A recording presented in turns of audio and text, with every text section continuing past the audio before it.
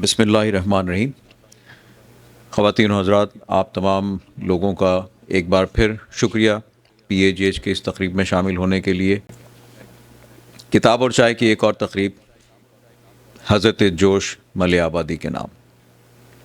جب یہ سلسلہ شروع کیا تھا فیض سے، اسی وقت سے ہم یہ سوچ رہے تھے کہ یہ سلسلہ چاہے جتنا بھی آگے جائے، جب تک ہم جوش کی بات نہیں کریں گے تشنگی رہے گی اور یہ سلسلہ ادھورا ہی رہے گا۔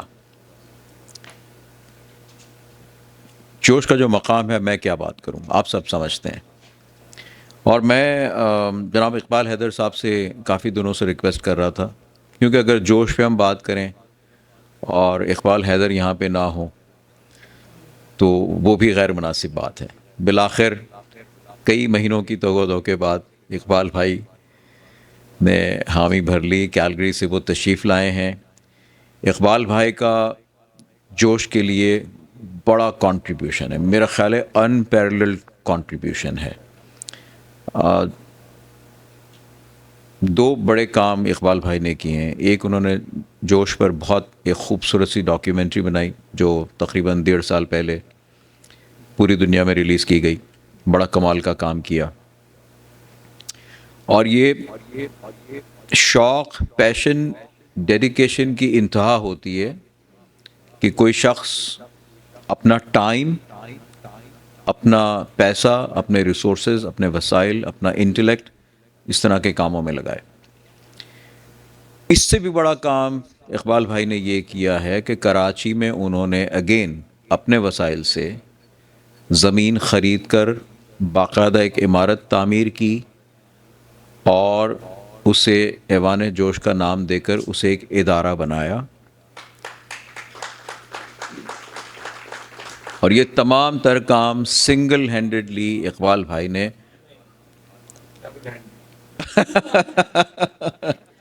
بھابھی صاحبہ کا بہت بہت شکریہ۔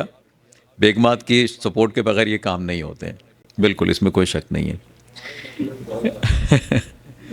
اور اچھی بات یہ ہے کہ ایک کراچی کے جو انتظامی امور ہیں وہ کراچی آرٹس کونسل کے ساتھ ایک شراکت کی بنیاد پہ انہیں دیے گئے ہیں، تو اب ایوان جوش کے اندر باقاعدہ سے تقریبیں ہونا شروع ہو گئی ہیں اور وہ سب آرٹس کونسل کے تعاون سے ہوتی ہیں۔ سو ایوان جوش ایک ذریعہ ہے جوش کو زندہ رکھنے کا۔ اس کے بارے میں اقبال بھائی ہی زیادہ ان کے کیا مقاصد تھے، تو یہی وجہ تھی اقبال بھائی کی ان دو کنٹریبیوشنز کی بنیاد ہی پر ہمارا خیال یہ تھا کہ ہم جب بھی جوش پہ تقریب کریں گے اقبال بھائی کا یہاں پہ موجود ہونا ضروری ہے، ورنہ تقریب ادھوری رہے گی۔ تو اگین PAGH کی طرف سے اقبال بھائی، بھابھی صاحبہ، بہت بہت شکریہ۔ آپ کیلگری ہمارے پرانے وطن سے تشریف لائے۔ میں جو ہے وہ عدیل بھائی کا دوبارہ سے شکریہ ادا کروں گا۔ کتاب اور چائے عدیل بھائی کے بغیر ادھورا ہی رہتا ہے، تو میں ریکویسٹ کروں گا عدیل بھائی سے پلیز اسٹیج پہ تشریف لائیں تاکہ ہم بغیر ڈیلے کیے ہوئے اس تقریب کو آغاز کریں۔ اقبال بھائی، اور ہماری خوش نصیبی ہے جنا ہال میں پہلی مرتبہ جناب سرفراز اودھ صاحب بھی تشریف لائے ہیں۔ بہت بہت شکریہ، بہت بہت شکریہ۔ سرفراز بھائی آئیے پلیز۔ تو بغیر کسی مزید تمہید اور ڈیلے کے میں عدیل بھائی سے ریکویسٹ کروں گا کہ تقریب کا آغاز کیا جائے۔ بہت شکریہ۔ خواتین حضرات، ایک دفعہ پھر آپ سب کا بہت شکریہ۔ کیا اچھا ہو کہ جوش صاحب کی زبانی ان کا پیغام آپ سب تک پہنچے، اور یہی وہ پیغام ہے جس کی وجہ سے اقبال بھائی یہاں موجود ہیں، سرفراز بھائی آج اسٹیج پہ موجود ہیں، اور ہم یہ چاہیں گے کہ آپ تک یہ پیغام پہنچے کہ جس کی وجہ سے ہم سب یہاں شامل ہیں جوش صاحب کے پروگرام میں۔ ان کا آخری نثری تحریر ہے یہ فکر و ذکر، یہ آخری کتاب ہے جو آئی پچھلے سال، اور اس کے بیک کور پہ اس میں اقوال ہیں جوش صاحب کی، ان کی پوری زندگی کا نچوڑ ہے، اس میں 400 اقوال موجود ہیں۔ آداب چلیں بھائی، یہ بھی آ گئی ہیں اور ان کی کلیات آ گئی ابھی آئی دسمبر میں. ہمیں بڑی خوشی ہے کہ آج یہ شامل ہیں. ہم اس امر میں صحیح کریں کہ ہماری ارادی گفتار، ہماری ارادی رفتار اور ہمارے ارادی افکار نیز ہمارے چشم و ابرو کی تلخی اور ہماری آواز کی سنگینی سے کسی فرد کو بھی کسی نوعیت کا ذہنی یا مادی ضرر نہ پہنچے، کسی کے حق کی پامالی نہ ہو سکے، اور کسی فرد کی بھی، خواہ ہمارا جانی دشمن ہی کیوں نہ ہو، دل آزاری کا ارتکاب نہ ہونے پائے. اور آخر میں کہتے ہیں کہ بس یہی ایک تنہا ضابطۂ انسانیت و شرافت کی اساس ہے. تو جو شخص یہ کہہ رہا ہے اپنی تحریر میں، آپ سمجھ لیجئے کہ اس کی فکر کتنی بلند ہوگی، اور خالق کائنات اس سے خوش تو ہو سکتا ہے، ناراضگی کا کوئی پہلو نکلتا نہیں اس بیان کے بعد. ان کی ایک نظم ہے صاحب، دین آدمیت.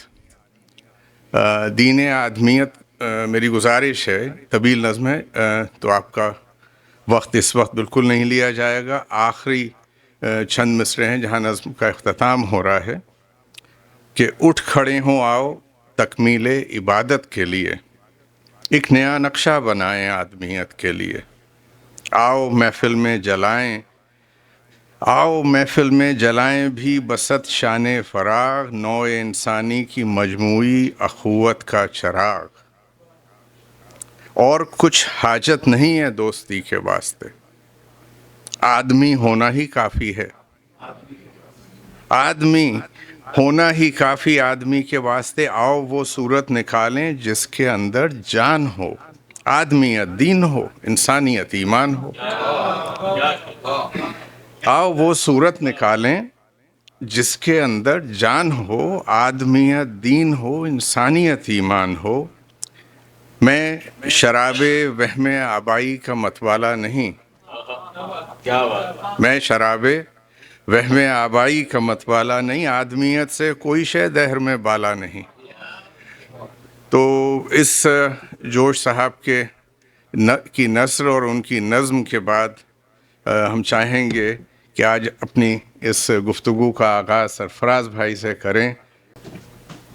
خواتین و حضرات، جسارت جو میں نے کی ہے وہ اقبال حیدر صاحب کا کرم تھا کہ ان کے گھر پر وہ محفل سجی تھی، اور اس میں بہت مخصوص اور جوش صاحب کے انتہائی قریبی دوست تھے، اور بچوں میں تھا.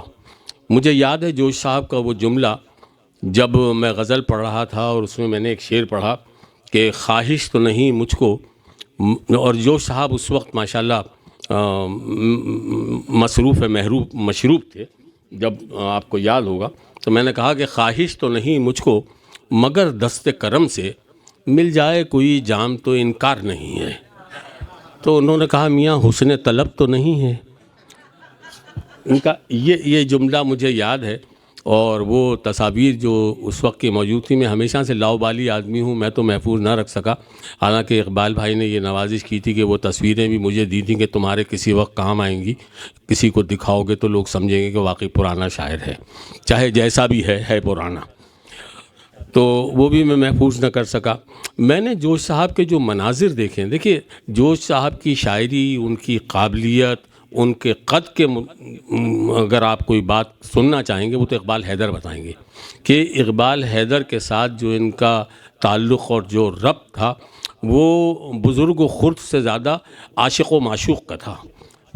اقبال حیدر نے ان سے واقعی وہ عشق کیا ہے کہ ناقابل بیان ہے. ابھی انہوں نے تو صرف بتایا ہے کہ انہوں نے ایک عمارت ان کے نام سے ایوان جوش کے حوالے سے تعمیر کی ہے، اور اس کو ایک ادارے کا درجہ ملا ہے، اور انہوں نے ان کے مخطوطات جمع کیے ہیں. ان کے میں کیا بتاؤں، اصل میں جوش ملیح آبادی اقبال حیدر کے اندر بیٹھے ہوئے ہیں.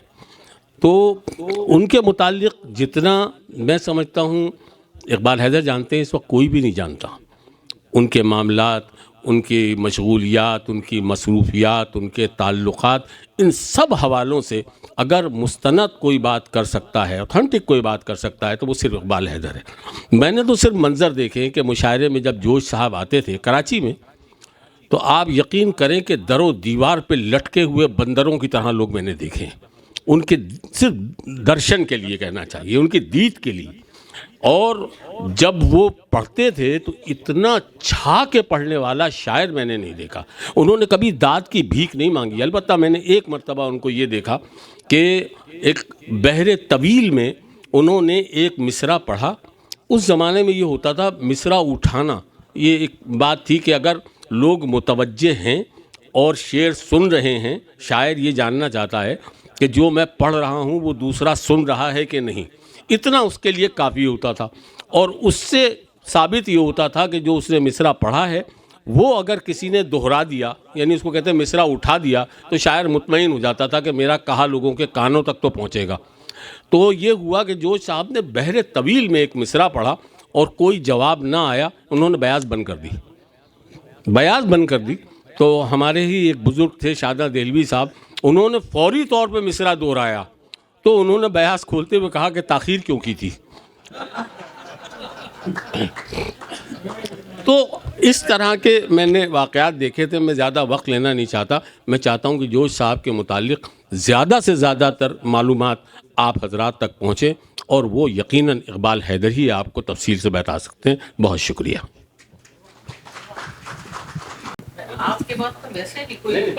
ہماری گزارش تسنیم آپا سے شروع سے تھی، اور انہوں نے معذرت کی اور اس کے بعد مزید معذرت کی، اور ہم چاہیں گے کہ آپ نے تو مضمون لکھا ہوئے، ہمارے گھر پڑھا تھا انہوں نے جوش صاحب پہ۔ ہاں، میں اس وقت بالکل اس لیے نہیں آئی تھی کہ کچھ پڑھوں یا کوئی اپنا خیال کا اظہار کروں۔ میں نے ان سے کہہ دیا تھا میں آؤں گی اور سنوں گی، تو وہ کچھ وقت ادھر ادھر ہو گیا۔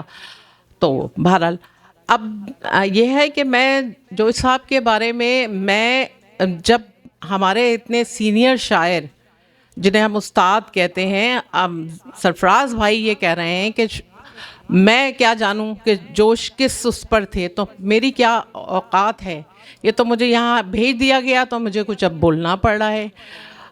ان کی جو نثر انہیں ابھی ان لوگوں نے چھاپی ہے، جو آخری وہ ہے، میں نے جب ان کے گھر پر ایک تقریب ہوئی تھی، اس سے پہلے اقبال بھائی آئے تھے، تو اس میں نے یہی کہا تھا کہ میں نے ان کی نثر یادوں کی بارات پڑھی تھی اپنی زمانہ طالب علمی میں، پھر اپنا جو تدریسی سلسلہ تھا اس میں پڑھی تھی، پڑھائی تھی، اور جوش کی نظمیں وغیرہ، سورہ رحمان کی جو انہی نے ایک نظم ہے، کمال کی نظم ہے وہ بھی، تو میں اس حوالے سے یعنی جوش سے واقف تھی۔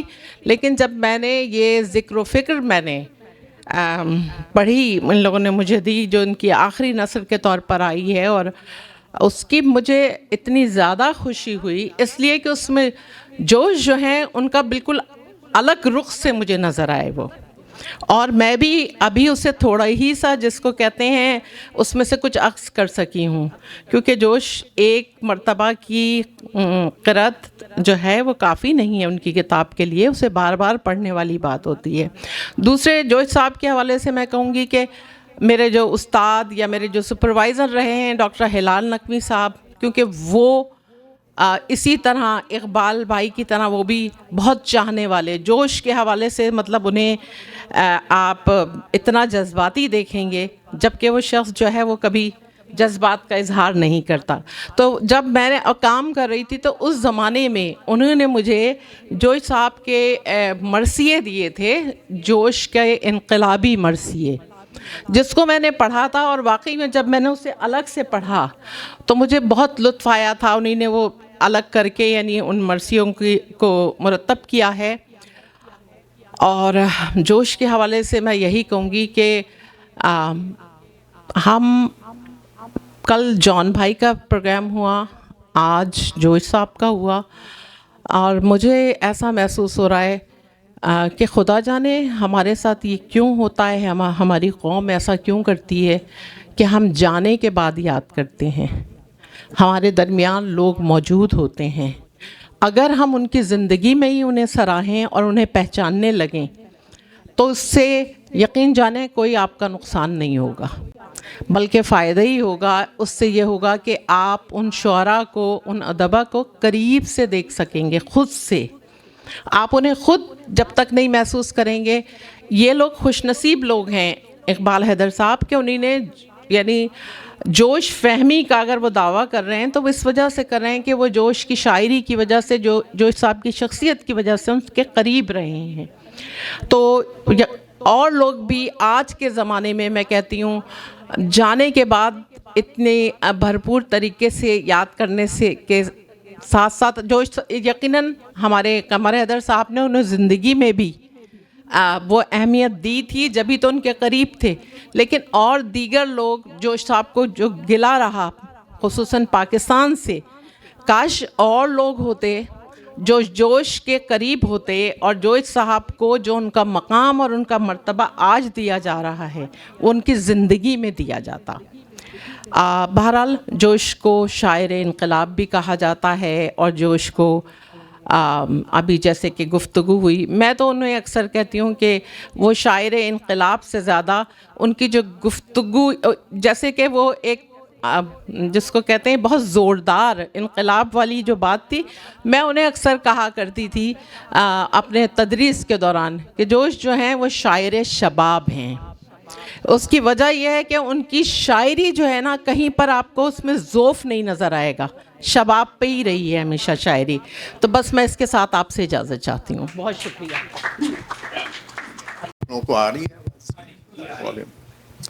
ابھی یہاں آنے سے پہلے ہم اور اقبال بھائی بیٹھے ہوئے تھے اور جو کچھ فائلز ان کی دستیاب ہوئیں جوش صاحب کی، ذکر کیا ڈاکٹر ہلال نقوی کا، تو آج وجہ یہی تھی کہ ہم نے سوچا کہ آپ سب کو ایک ویژول بھی میسر آئے کہ یہ 3 جلدوں جو ہیں یہ کلیات جوش، یہ کارنامہ ہے ڈاکٹر ہلال نقوی صاحب کا۔ ان کے لیے دعا بھی کیجیے گا۔ SIUT ہاسپٹل میں ایڈمٹ ہیں، پچھلے 3 روز سے ICU میں ہیں اور طبیعت خاصی ناساز ہے ان کی، انشاءاللہ آ جائیں گے گھر جلد۔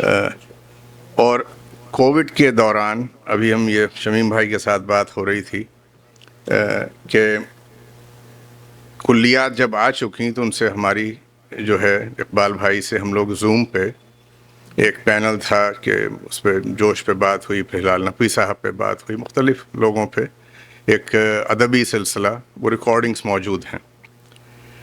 اس میں ہلال بھائی نے یہ کہا کہ، اور اقبال بھائی نے، کہ محمل و جرس کا میں نے ذکر کیا ہے کلیات میں، اسے ڈھونڈا جائے اور کسی صورت فراہم ہو۔ آپ کے سامنے محمل و جرس بھی موجود ہے۔ محمل و جرس کی جب فراہمی ہوئی تو بونس میں ہمیں دستیاب ہوئی فکر و ذکر، تو یہ ان کی آخری نثری تحریر ہے۔ ہم لوگ بیٹھے ہوئے تھے اور کمپیوٹر پہ جو اسکین فائلز ہیں دیکھ رہے تھے، تو ابھی جوش صاحب کی ہینڈ رائٹنگ میں ہم نے ان سے پوچھا کہ بھئی آپ کی نظر سے گزرا؟ انہوں نے کہا نہیں، میری نظر سے بھی نہیں گزرا۔ تو ایک بند جو ہے یہ بھی غیر مطبوعہ ہی ہے صاحب، جوش صاحب کا نواں بند۔ نامکمل کلیات ہے۔ نہیں، کلیات تو نامکمل اس لیے تھی کہ محمل و جرس نہیں تھی، اس میں فکر و ذکر نہیں تھی، اور ابھی رباعیات بھی باقی ہیں، ان کی کچھ تحریریں موجود ہیں۔ ایک بند یوں ہے، یہ جوش صاحب دیکھیے کہ کیا کہہ رہے ہیں وہ اپنے لیے، کہ تو ہر ایک سطر میں 100 شہر بسا دیتا ہے، تاکہ الفاظ میں قندیل جلا دیتا ہے، گنگناتا ہے تو کاغذ کو بجا دیتا ہے، فکر سی چیز کو آنکھوں سے دکھا دیتا ہے، فکر سی چیز کو آنکھوں سے دکھا دیتا ہے، جو تجھے مارز رفتار میں لے آتے ہیں، کتنے بت ہیں کہ ترشتے ہی چلے جاتے ہیں، کتنے ہی بت ہیں، کتنے بت ہیں کہ ترشتے ہی چلے جاتے ہیں۔ تو یہ ان کی ہینڈ رائٹنگ ہے اور اس پہ کام ابھی ہو رہا ہے۔ اب ہمارے سرفراز بھائی بڑی مشکل سے، یہ اتنی آسانی سے نہیں فراہم ہوتے، اور آج آئے ہیں اور یہ مختصر سی گفتگو کے بعد حالانکہ جوش صاحب کی پریزنس میں انہوں نے مشاعرہ پڑھا اور انہیں ایک پوری تاریخ اس دور کی ازبر ہے اور یہ دیکھ چکے ہیں آنکھوں دیکھا حال، لیکن بحیثیت شاعر اور ایک استاد کا ان کا رتبہ ہے جہاں تک شاعری کا تعلق ہے، اور ان کی فکر بھی بہت بلند ہے. ان پہ پروگرام جیسا کہ ہماری بات ہوئی سراج بھائی سے کہ ان پہ پروگرام کیا جائے گا، اور آپ کی خواہش دیکھیے کل ہی پوری ہو گئی تھی، اعلان ہوا وہاں سے کہ ہم ایک پروگرام سرفراز بھائی پہ کریں گے یہاں. تو میری گزارش یہ ہے سرفراز بھائی سے کہ اس سے پہلے کہ اقبال بھائی سے ہم جائیں اقبال بھائی کی طرف اور مزید جوش صاحب کا آنکھوں دیکھا حال، ان کا اپنا جو ایکسپیرینسز ہیں جب گھر پہ جاتے تھے، یہ کیا اچھا ہو کہ جوش صاحب کی شاعری کے متعلق جو ہے آپ کے جو احساسات ہیں، جو آپ کا ایک آپ نے پڑھا ہے جوش کو. پڑھا تو ہم نے بہت سے شاعروں کو ہے، جوش صاحب کو بھی پڑھ لیا تھا، ابھی جوش صاحب کو سمجھنا شروع کیا ہے. تو اب اچھا جوش صاحب کا کلام ازبر کرنا کوئی آسان کام نہیں ہے. ان کا لکھا ہوا پڑھنا میں کتنا مشکل ہو رہا تھا عادل بھائی کو آپ دیکھیے. تو ان کو یاد کر کے آپ کی خدمت میں صرف ایک بات کہوں گا جوش صاحب کے لیے. ایک دعویٰ میر نے کیا تھا کہ پہلا مصرع یہ تھا کہ زمانے پہ ہے میر چھایا ہوا، مستند ہے اپنا فرمایا ہوا، ہے نا. یہ ایک دعویٰ میر نے کیا تھا. اس کے بعد غالب نے اس کی تصدیق کی تھی کہ آپ بے بیرا ہے جو معتقد میر نہیں. تیسرا دعویٰ جو آج تک سچا ہے وہ جوش صاحب نے کیا تھا کہ میں شاعر آخر الزماں ہوں اے جوش. اس کے بعد اس پائے کا کوئی شاعر ملتا نہیں ہے. اچھا اب جوش صاحب کے متعلق، ان کی شاعری کے متعلق میں کیا عرض کروں، چھوٹا منہ بڑی بات. جوش صاحب لفظیات کے معاملے میں، اب میں ایک واقعہ چھوٹا سا میں آپ کو بیان کر دیتا ہوں، وقت زیادہ چلا جاتا ہے اس لیے. ہم ایک نشست میں بیٹھے ہوئے تھے جہاں خاصے قبلا اور بہت ہی مایہ شعراء بیٹھے ہوئے تھے، اور اس زمانے میں یہ سلسلہ تھا کہ جوش صاحب کی مخالفت بھی اپنے عروج پر ہوا کرتی تھی. اب میں نام نہیں لوں گا، بیچارے مر گئے ہیں. تو ہمارے بزرگوں میں تھے، شاعر تھے، کہنے لگے جوش وہ شاعر ہے کہ جن ہے جن. جن سے یہ کہا کہ فلاں پہاڑ پہ ایک بوٹی ملتی ہے، وہ بوٹی لے آؤ. جن کو بوٹی تو ملی نہیں، پورا پہاڑ اٹھا کے لے آیا. جوش صاحب بھی شاعری میں یہی کرتے ہیں کہ بوٹی کے بجائے پہاڑ اٹھا کے لے آتے ہیں. میں ان کا قبلہ جسارت کر رہا ہوں، یہ بات آپ اس وقت کہیے گا جس وقت آپ میں اتنی طاقت پیدا ہو کہ وہ بوٹی اٹھا لیں جو جوش نے اٹھائی تھی. ٹھیک ہے نا. تو جوش صاحب کے متعلق، اچھا شاعر جو ہے وہ کسی قیود میں رہنے کا قائل نہیں ہے، نہ کسی جغرافیہ میں رہتا ہے، وہ نہ کسی مذہبی حدود میں رہتا ہے، وہ بالکل آزاد ہوتا ہے. اور شاعری ایسی چیز ہے جو کسی کو برداشت نہیں کرتی، نہ خاندان کو برداشت کرتی ہے، نہ علاقے کو برداشت کرتی ہے، نہ مذہب کو برداشت کرتی ہے.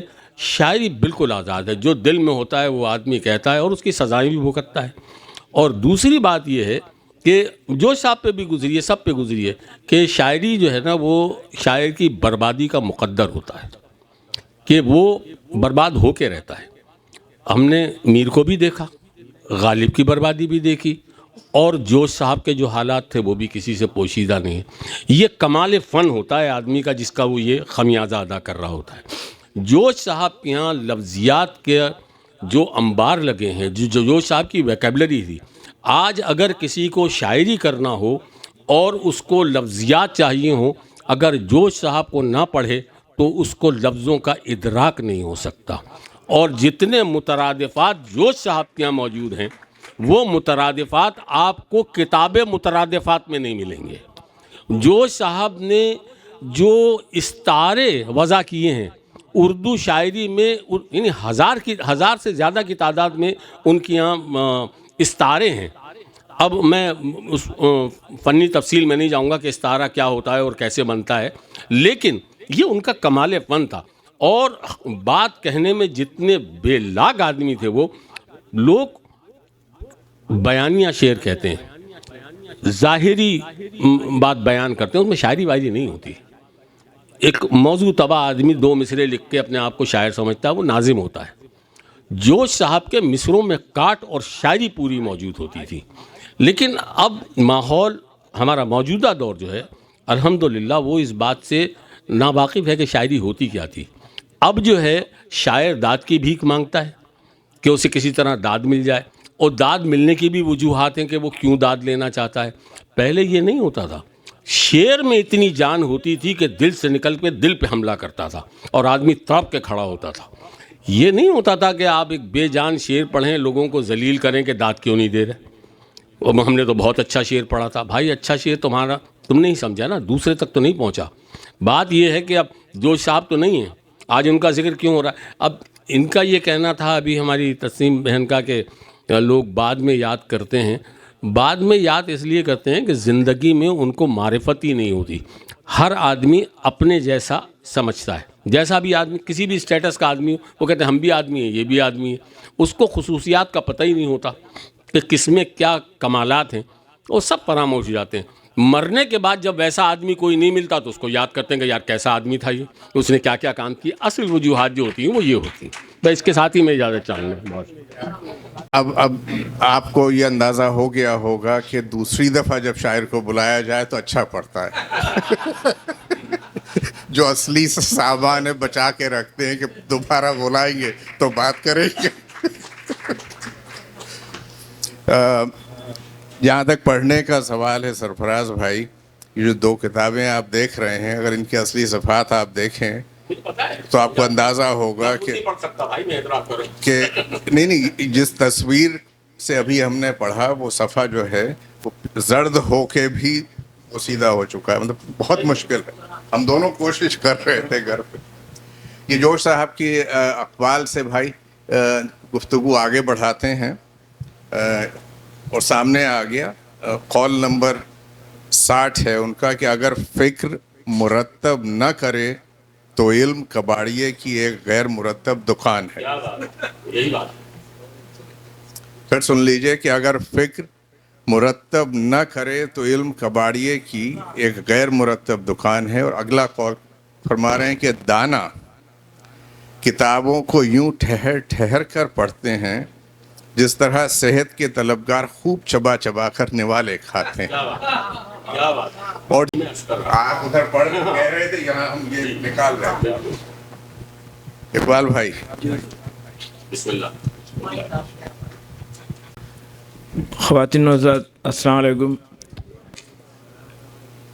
بڑا اچھا مجمع ہے اور سنجیدہ.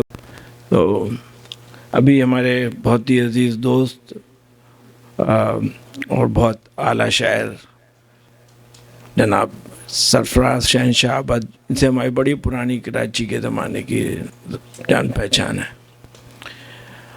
جو کچھ یہ کہہ کے گئے ہیں جوش صاحب یا جوش صاحب کے حوالے سے، وہ تو ظاہر ہے سب کو ہی پتہ ہے اور بالکل واضح ہے. لیکن جو میرے بارے میں انہوں نے کہا، میں یہ کہوں گا کہ جوش صاحب کا جو کہا جائے کہ جوش صاحب کو کسی نے جوش صاحب پہ کام کر کے ان کو زندہ کر دیا یا ان کو منظر عام پہ لے آئے، یہ تو بالکل ہی سمجھ لیں کہ ایک ایسی بات ہے جو مبالغہ بھی نہیں ہے، بالکل صریحاً غلط ہوگی. کیونکہ جوش صاحب نے جو عروج شہرت کا اور مقبولیت کا دیکھا تھا ہندوستان کے زمانے میں، اس کا تو عشر عشیر بھی کہیں نہیں ہے. لیکن جوش صاحب کی جو پاکستان میں آ کے سب سے بڑا نقصان ہوا تھا، ان کی معرفت ختم ہو گئی تھی. لوگ پہچان ہی نہیں پاتے تھے کہ جوش ہے کیا، کیونکہ مشہور کر دیا. جو لوگ نہ سمجھنا چاہیں کوئی چیز تو وہ تو شیکسپیئر کو بھی کہہ دیں گے کہ ارے اتنی موٹی موٹی کتابیں لکھنے کی کیا ضرورت، 3 جملے میں ہم لکھ دیں اس کو، تو بھائی لکھ لو. اور شاعری اور فن جو ہے وہ حسن بیان کا نام ہے، اختصار بیان کا نام نہیں ہو سکتا. اختصار بھی اس میں آ سکتا ہے لیکن اختصار کے بغیر بھی ہو سکتا ہے. اب جوش نے نظمیں کہی ہیں بہت طویل، سب معنی سے پورے ہیں، لیکن جوش نے جتنی رباعیات کہی ہیں آج تک دنیا کی میں اردو کی ہسٹری میں کسی نے اتنی رباعیات نہیں کہی ہیں. نہ ہی خیام نے اتنی رباعیات فارسی میں کہی ہیں.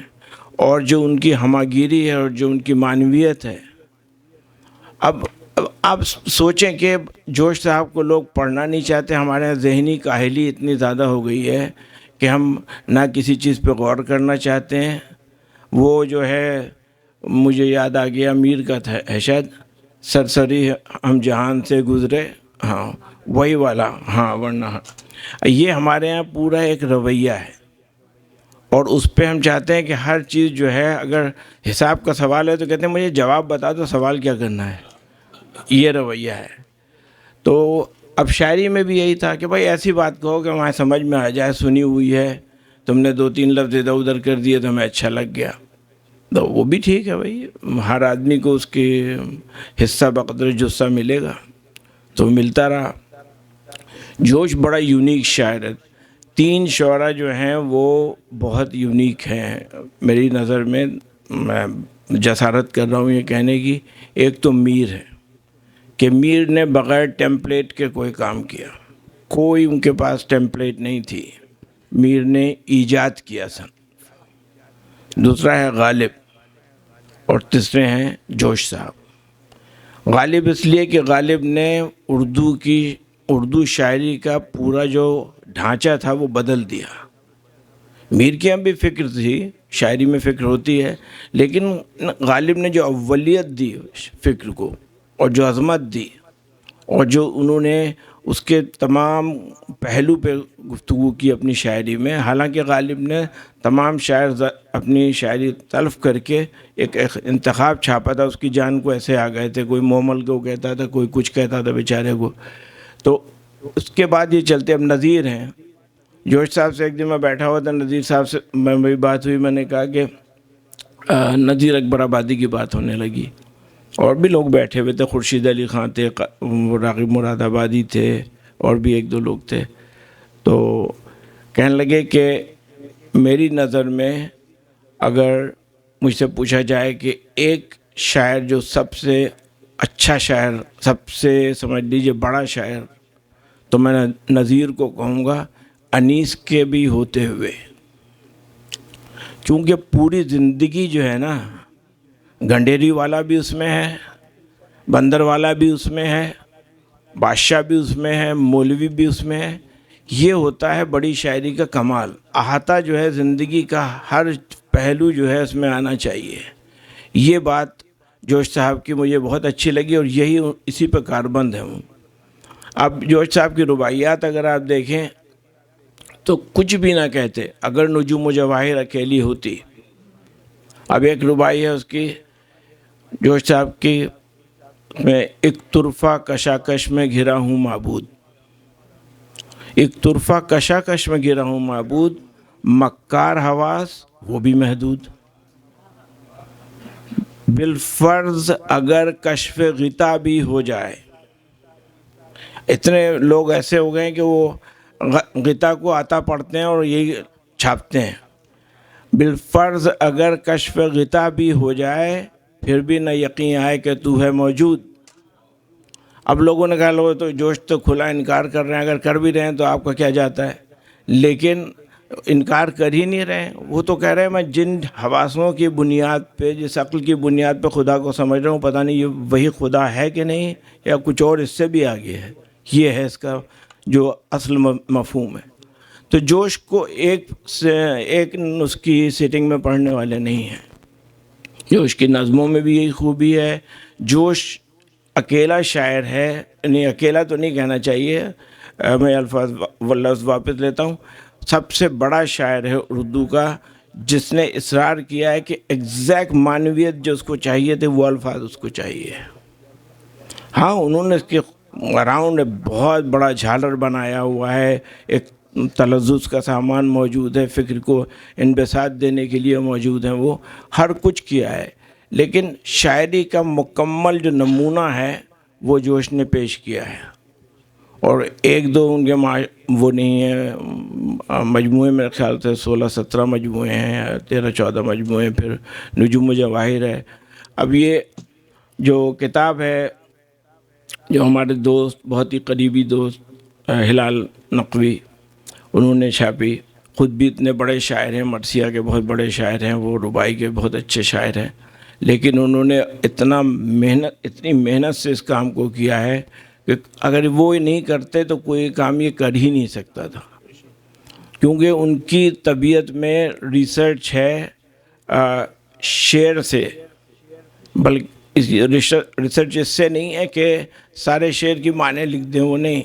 ان کو جس نے جو کچھ کہا ہے جس بڑے آدمی نے، اس کو اکجا کیا جائے تاکہ کسی کا کوئی کام تلف نہ ہو اور پھر صرف نظر نہ ہو کسی کے.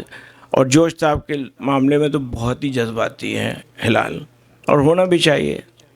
ہلال کا ہمارا یہ ہے کہ ہم 6ٹھی کلاس سے ساتھ تھے، پھر ہم سائنس میں چلے گئے، وہ لٹریچر میں رہے، پھر ہماری برسوں ملاقات نہیں ہوئی.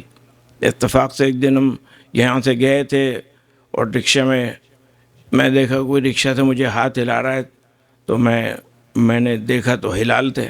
تو پھر ہماری ملاقاتیں شروع ہوئی. پچھلے کوئی 10 سال پہلے کی بات ہے. تو جوش صاحب کی طرف واپس آتے ہوئے ہم لوگوں کو سب کو ضرورت اس بات کی ہے کہ شاعری کو سمجھنے کی کوشش کریں. شاعری کو جب سمجھنے کی سنسیئرلی کوشش کریں گے، بالکل خلوص دل سے، تو جوش صاحب سمجھ میں آ جائیں گے. کیونکہ جس کو ہم شاعری سمجھ رہے ہیں وہ شاعری ہے نہیں. اس میں اچھے شعر نکلتے ہیں، لیکن شاعری کا مرتبہ اور ہے، جو آپ نثر میں نہیں کہہ سکتے، جو آپ ممبر پہ بیٹھ کے نہیں کہہ سکتے، جو آپ مسجد میں نہیں کہہ سکتے، جو آپ اور کچھ خراب جگہوں کا بھی نام لیا جا سکتا ہے، خراب مثالیں بھی وہاں نہیں کہہ سکتے، وہ سب کچھ آپ شاعری میں کہہ سکتے ہیں. اور جوش نے یہ دکھایا ہے، نظیر نے دکھایا ہے. نظیر نے بھی کوئی گوشہ نہیں چھوڑا، بندر والا، بلی والا، سب کچھ ان کے ہاں گیا ہے. اور ایک پوری زندگی، ہماگیر زندگی ہے. اب جوش صاحب کی جو ہمیں جو بات سب سے زیادہ پسند آئی تھی، وہ ان کی رباعیات سے ہم نے ان کو پڑھنا شروع کیا ہے. نجوم و جواہر میں نے پہلی کتاب ان کی پڑھی تھی، اور اس سے پہلے کی کتابیں جو تھیں وہ ہمارے گھر میں موجود تھیں ساری، اقبال کی بھی، جوش کی بھی، نظیر، سمجھ لیں کہ ولی دکنی سے لے کے جوش صاحب تک میرے والد کے پاس ہر ایک کی کتاب تھی. لیکن جوش کے بعد وہ کسی کو بڑا شاعر نہیں مانتے تھے. لیکن میرے والد کا انتقال بھی 83 میں ہو گیا تھا، تو اگر جان بھائی کی وہ اٹھان ہو چکی ہوتی تو یقیناً جان بھائی کو وہ اپریشیٹ کرتے. اب جوش صاحب کے لیے اگر آپ دیکھیں تو ان کی شعری جو اساس ہے وہ شعر کی، وہ معنی پہ ہے. حالانکہ سب کہتے ہیں سب سے بڑا لفظوں کا خالق ہے وہ، لیکن وہاں پہ معنی پہ کوئی وہ کمپرومائز نہیں کرتے. اور یہ بہت بڑی بات ہوتی ہے. یہ سمجھ لیجئے شاعری کی انٹیگریٹی کی بات ہے یہ، کہ آپ یہ کہنا چاہ رہے ہیں اچھا اس میں لفظ صحیح نہیں ملا تو یہ کہہ کے گزر جاؤ. نہیں، وہ جب تک وہ لفظ نہیں آئے گا اور ان کی پسندیدہ گرفت میں نہیں آئے گا، اس وقت تک وہ شعر کو بند نہیں کریں گے. تو اب جوش صاحب کی بے شمار رباعیاں ہیں، بے شمار اشعار ہیں. ہمیں جو سب سے پہلے ان کا شعر جس نے ہمیں ہٹ کیا تھا، دل میں جس کو کہتے ہیں، جوش صاحب کی زبان میں کب گیا تھا، تو وہ تھا جوش صاحب کا شعر تھا کہ یہ پرابلم ہو گئی کہ ریکلیکشن میں مشکل ہوتی ہے، یہ بھی ہونا تھا اور بھی کچھ ہونا ہوگا. تو بہت جی خوش ہوا، یہ تو جوش صاحب کا اپنے بارے میں وہ ہے،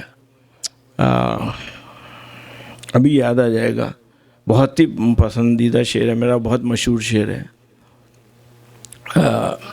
کثرت ظہور سے والا نہیں، وہ تو بات کا ہے. یہ تو اس وقت کا ہے جب جوش صاحب کے شروع کے مجموعے چھپے ہیں.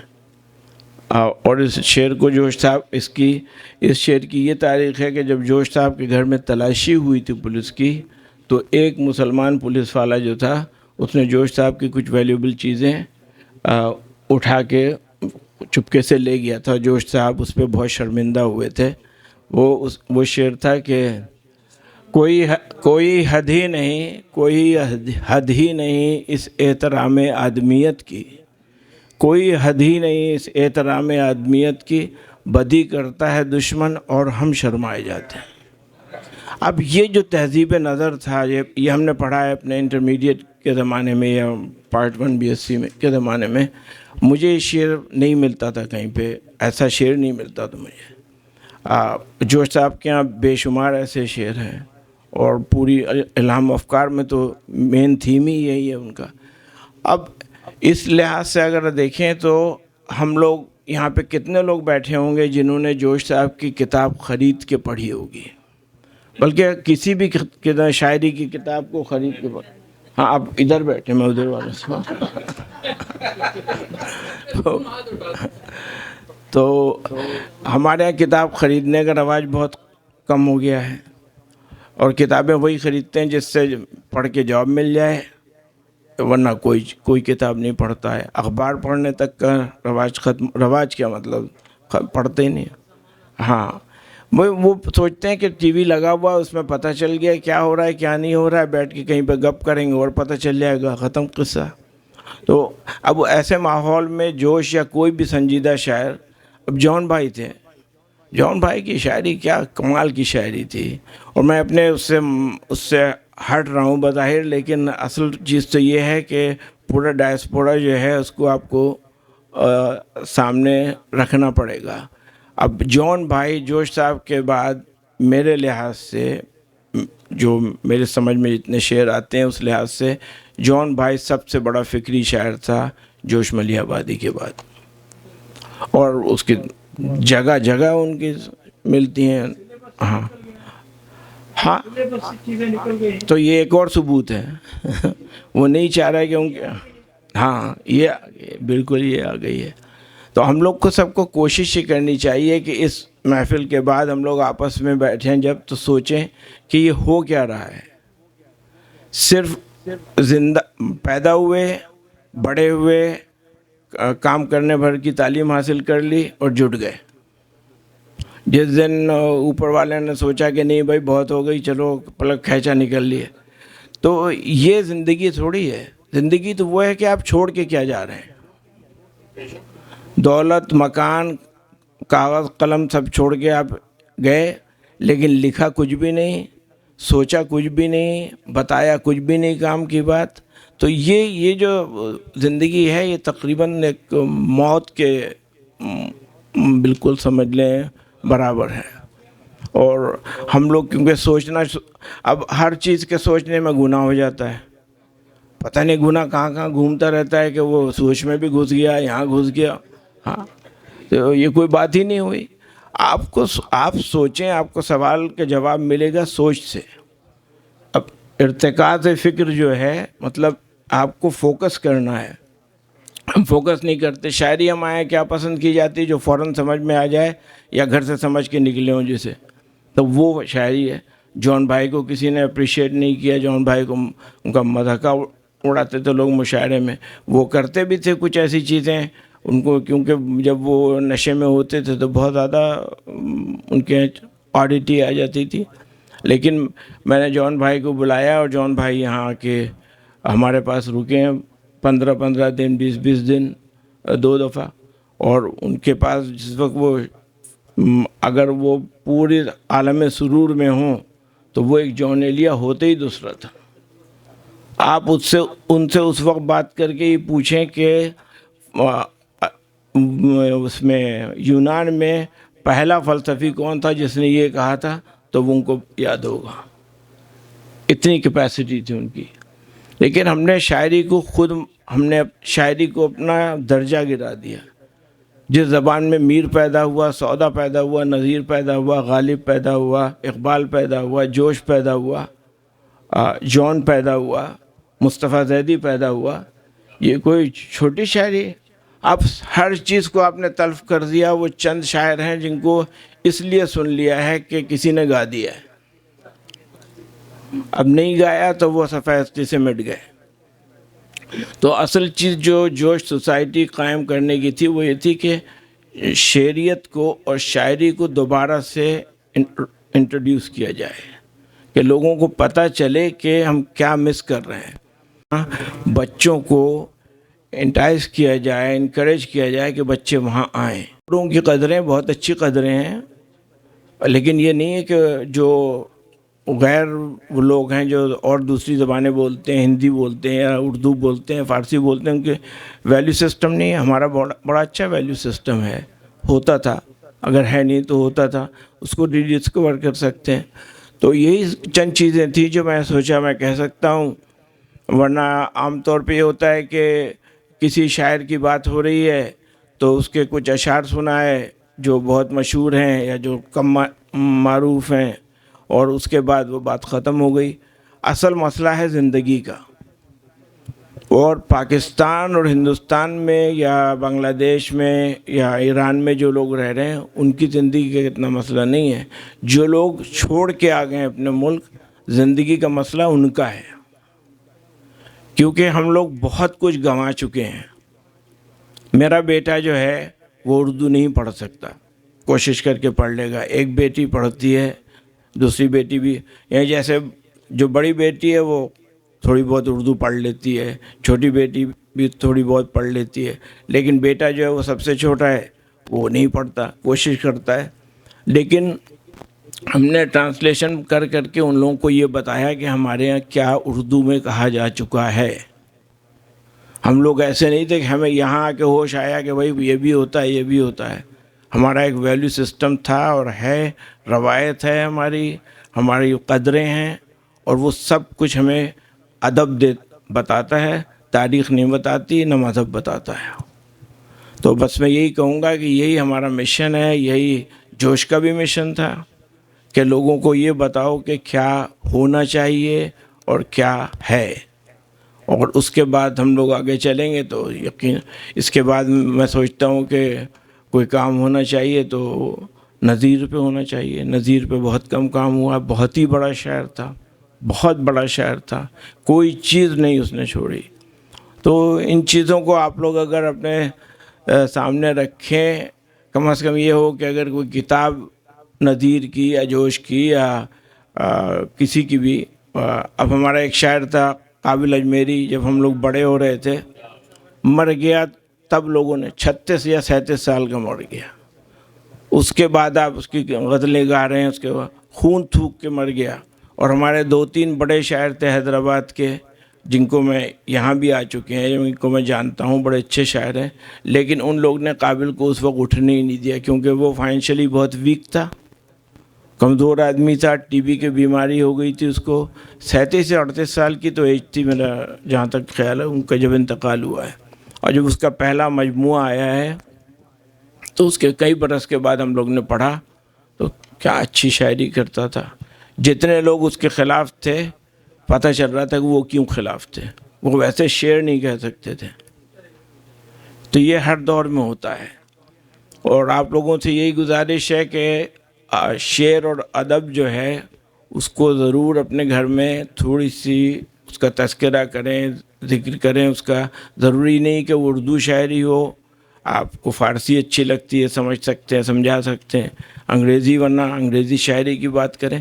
شاعری جو ہے وہ ایک ٹینجنٹ ڈرا کرتی ہے, وہ صراط مستقیم بھی نہیں ہوتی ہے, اور وہ صراط مستقیم کی جو بھی ضد ہے وہ بھی نہیں ہوتی ہے.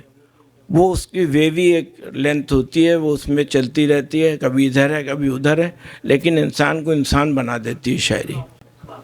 بہت شکریہ, بہت شکریہ. اقبال بھائی بہت شکریہ, کیا اچھی اچھی باتیں کہی ہیں. زاہد بابر صاحب ہمارے ساتھ موجود ہیں, اور انہوں نے بڑا ایک تفصیلی مضمون جوش صاحب پہ لکھا, تو ہم چاہیں گے کہ اس کے اقتباسات اگر آج آئیں. لوگ یہ بات, میرا نام زاہد بابر ہے.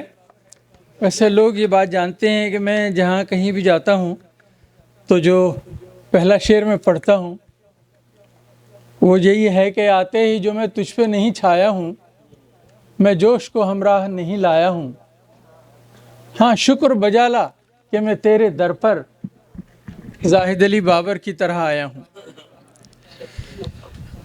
تو یہ صاحب ایک چھوٹا سا انٹروڈکشن ہو گیا۔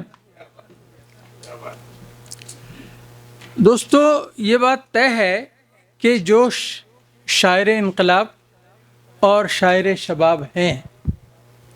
ہمیشہ کہتے رہے کہ کام ہے میرا تغیر، نام ہے میرا شباب، میرا نعرہ انقلاب و انقلاب و انقلاب۔ شاعر انقلاب جوش علی آبادی نے ایک نہایت غیر انقلابی حرکت کی، یعنی کہ مر گئے۔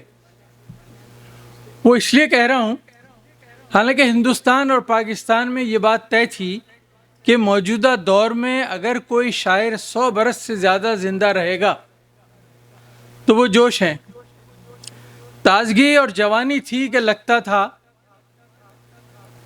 کہ موجودہ دور میں اگر کوئی شاعر 100 برس سے زیادہ ہو اور کوئی اس کا مخالف ہو تو وہ اس کو مار کر مرے گا۔ ہمیشہ جوان رہنا چاہتے تھے اور آخری عمر تک کہتے رہے کہ معشوق کہیں آپ ہمارے ہیں بزرگ، وہ دن ہمیں ہرگز نہ دکھانا یا رب۔ کہ اے شخص اگر جوش کو تو ڈھونڈنا چاہے وہ پچھلے پہر حلقہ عرفاں میں ملے گا، اور صبح کو وہ ناظر نظارہ قدرت طرف چمن و صحن بیاباں میں ملے گا، اور دن کو وہ سرگشتہ اسرار معانی شہر ہنر و کوئے ادیباں میں ملے گا، اور شام کو سب جانتے ہیں، اور شام کو وہ مرد خدا رند خرابات رحمت قدے باد فروشاں میں ملے گا، اور رات کو وہ خلوتی کاکل و رقصرار بزم طرب و کوچے خوباں میں ملے گا۔ اور یہ ہیں جوش صاحب۔ شعر گوئی کے بارے میں خود فرماتے ہیں کہ میں نے شاعر بننے کی کبھی تمنا نہیں کی، میں شاعری کے پیچھے کبھی نہیں دوڑا، شاعری نے خود میرا پیچھا کیا۔ دوسرے شعراء کی نسبت یہاں جوش صاحب کے یہاں صرف آمد آمد اور آمد ہے، آورد نہیں، صرف آمد ہے۔ اب آپ ان کی شاعری سنیے کہ ایک ایک لفظ کی شاعری، 2 الفاظ کی شاعری، 3 الفاظ کی شاعری، اور ویسے تو جو ان کا کلام ہے وہ ہم سوچ نہیں سکتے۔ ایک ایک لفظ، خون صفا کی گرج طوفان بربادی قتال، برچیاں بھالے کمانے تیر تلواریں کٹار، بیرقیں پرچم علم گھوڑے پیاسے شہ سوار، شور غوغا غلغلہ فریاد ویوالا فغاں، آندھیاں طوفان تلاتم سیل سرسر زلزلے، اور ابتری وحشت تنزل تن تنا دشت و فساد۔ ایک ایک لفظ کی شاعری، اور 2 لفظ ہیں کہ کھیت مہکے ابر مچلا پھول مہکے دل کھلے، اور تند شعلے سرخ ذرے گرم چھونکے آفتاب۔ 3 لفظوں کی شاعری، گرج کڑک ہے کڑک چمک ہے چمک ہوا ہے ہوا گھٹا ہے، ہوا میں شورش گھٹا میں طوفان فضا میں لرزش زمیں پہ ہلچل۔ یعنی ایسی شاعری آپ نے کبھی نہیں سنی ہوگی کہ کسی شاعر نے آج تک ایک ایک لفظ 2 لفظ اور 3 لفظ میں بھی شاعری کی۔ اردو شاعری میں اسلوب یعنی زبان کا منفرد انداز، اظہار کی ذاتی صفت اور لامحدود قوت لسانی صرف اور صرف جوش صاحب کے یہاں پائی جاتی ہے۔ جوش ترہدار کی زنبیل میں کون سا نغمہ ہے جو موجود نہیں، اور نغمے کو چھوڑنے کے لیے لفظوں کی کون سی ایسی بانسری ہے جو حاضر نہیں۔ لگتا ہے کہ الفاظ ان کے سامنے، جو چاہیں آپ اٹھا لیں۔ جوش مشیہہ نفس کی جنبش لب پر لفظوں کے پرے اترتے ہیں۔ سنیے کیا کہتے ہیں، کیا ان کو خبر تھی ہونٹوں پر جو قفل لگایا کرتے تھے؟ یہ انگریزوں کے زمانے کا شعر ہے سر اقبال صاحب۔ کیا ان کو خبر تھی ہونٹوں پر جو قفل لگایا کرتے تھے، ایک روز اسی خاموشی سے ٹپکیں گی دہکتی تقریریں، سنبھلو کہ وہ زندہ گونج اٹھا، جھپٹو وہ قیدی چھوٹ گئے، اٹھو وہ بیٹھی دیواریں، دوڑو کہ ٹوٹی زنجیریں۔ یہ جوش صاحب ہیں، ان کا ولولہ۔ اب دوسرے اس پر آتے ہیں کہ حسن اور عشق شباب کے مہکتے خیاباں سے ہوتا ہوا جب عمر کے دہر ریگستان میں قدم رکھتا ہے کوئی شخص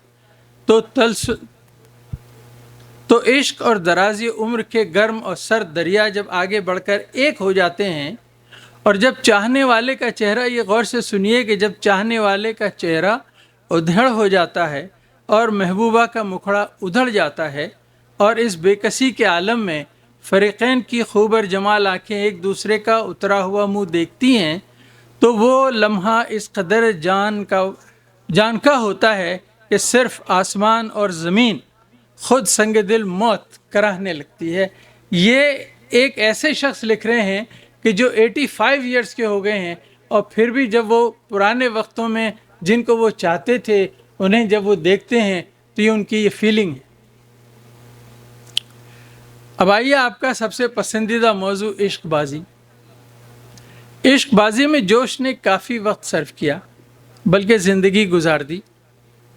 اپنی یادوں کی برات میں اپنے آپ کو عاشق ثابت کیا۔ داغ نے کہا ہے کہ سن کر فسانہ غم دل اس نے یہ کہا، ہو جائے جھوٹ سچ یہی خوبی بیاں کی۔ خود کہتے ہیں ہوش میں آتے ہی اچھی صورتیں میری نگاہوں کو اپنی طرف کھینچنے لگیں۔ اور سے سنیے کہ 85 ایئرس کی عمر میں یہی کہتے رہے کہ آج جب کسی تیکھی شکل کو دیکھ لیتا ہوں تو وہ مکھڑا انی بن کر کھٹ سے میری سینے میں چپ جاتا ہے۔ یہ وہ بات ہے جو ایک 85 ایئرز اولڈ شخص کہہ رہے ہیں۔ کہتے ہیں کہ نغموں کو نچوڑا تو کراہیں ٹپکی، اور لے کو جو دکھائی آنچ تو آہیں ٹپکی، نکلی رگے جاں سے ماضی کی جو لو تو گردن سے پگھل پگھل کر باہیں ٹپکی۔ ہم سب جانتے ہیں کہ شباب کی کلی کے چٹکتے وقت خون میں چہکا لگانے والی جو حرارت ہوتی ہے وہ جذبات میں شدتی اور شگفتگی ہوتی ہے۔ نوجوانی کے سر پر ایک افسوں بدوش افسانہ بار گھٹا چھائی رہتی ہے۔ بقول جوش اگر کوئی اس زمانے میں برق و بادہ کے تصور کو اپنے دماغ میں اجاگر کر لے تو وہ ایک غیر معمولی انسان بن جاتا ہے۔ جوش صاحب نے 25 سال اپنی جوانی کے حیدرآباد دکن میں گزارے، اور وہ عثمانیہ یونیورسٹی کے دارالترجمہ کے ہیڈ بن گئے تھے۔ سنیے جب یاد کرتے ہیں تو کیا کرتے ہیں کہ شاید کہ پلٹ آئے جوانی میری، شاید کہ پلٹ آئے جوانی میری، پھر گونج اٹھے ترانہ خوانی میری، میں خاک دکن نچوڑ کر تو دیکھوں، شاید کہ ٹپک پڑے جوانی میری، شاید کہ ٹپک پڑے جوانی میری۔ یہاں یہ بات غور طلب ہے کہ جوانی کے تلخ اور شیریں عشق پر ہزاروں دیوان موجود ہیں، لیکن وقت گزیدہ یعنی جو وقت، جو عشق، جو ٹائم گزر گیا، اس پر جو صاحب نے لکھا ہے وہ بہت کم لوگوں نے لکھا ہے۔ کہتے ہیں کہ ہم پر بھی حسینوں کا کرم تھا ایک روز، اس قوم میں اپنا بھی بھرم تھا ایک روز، بیزار نگاہوں کی گزرگاہ ہے اب یہ چہرہ جو نظروں کا حرم تھا ایک روز۔ یا کہتے ہیں کہ تیری زلفوں میں ہے کہانی میری، تیری پلکوں میں پرافشانی میری، یہ جو تیری آنکھوں میں غلطاں ڈورے، گزری تھی یہیں سے جوانی میری۔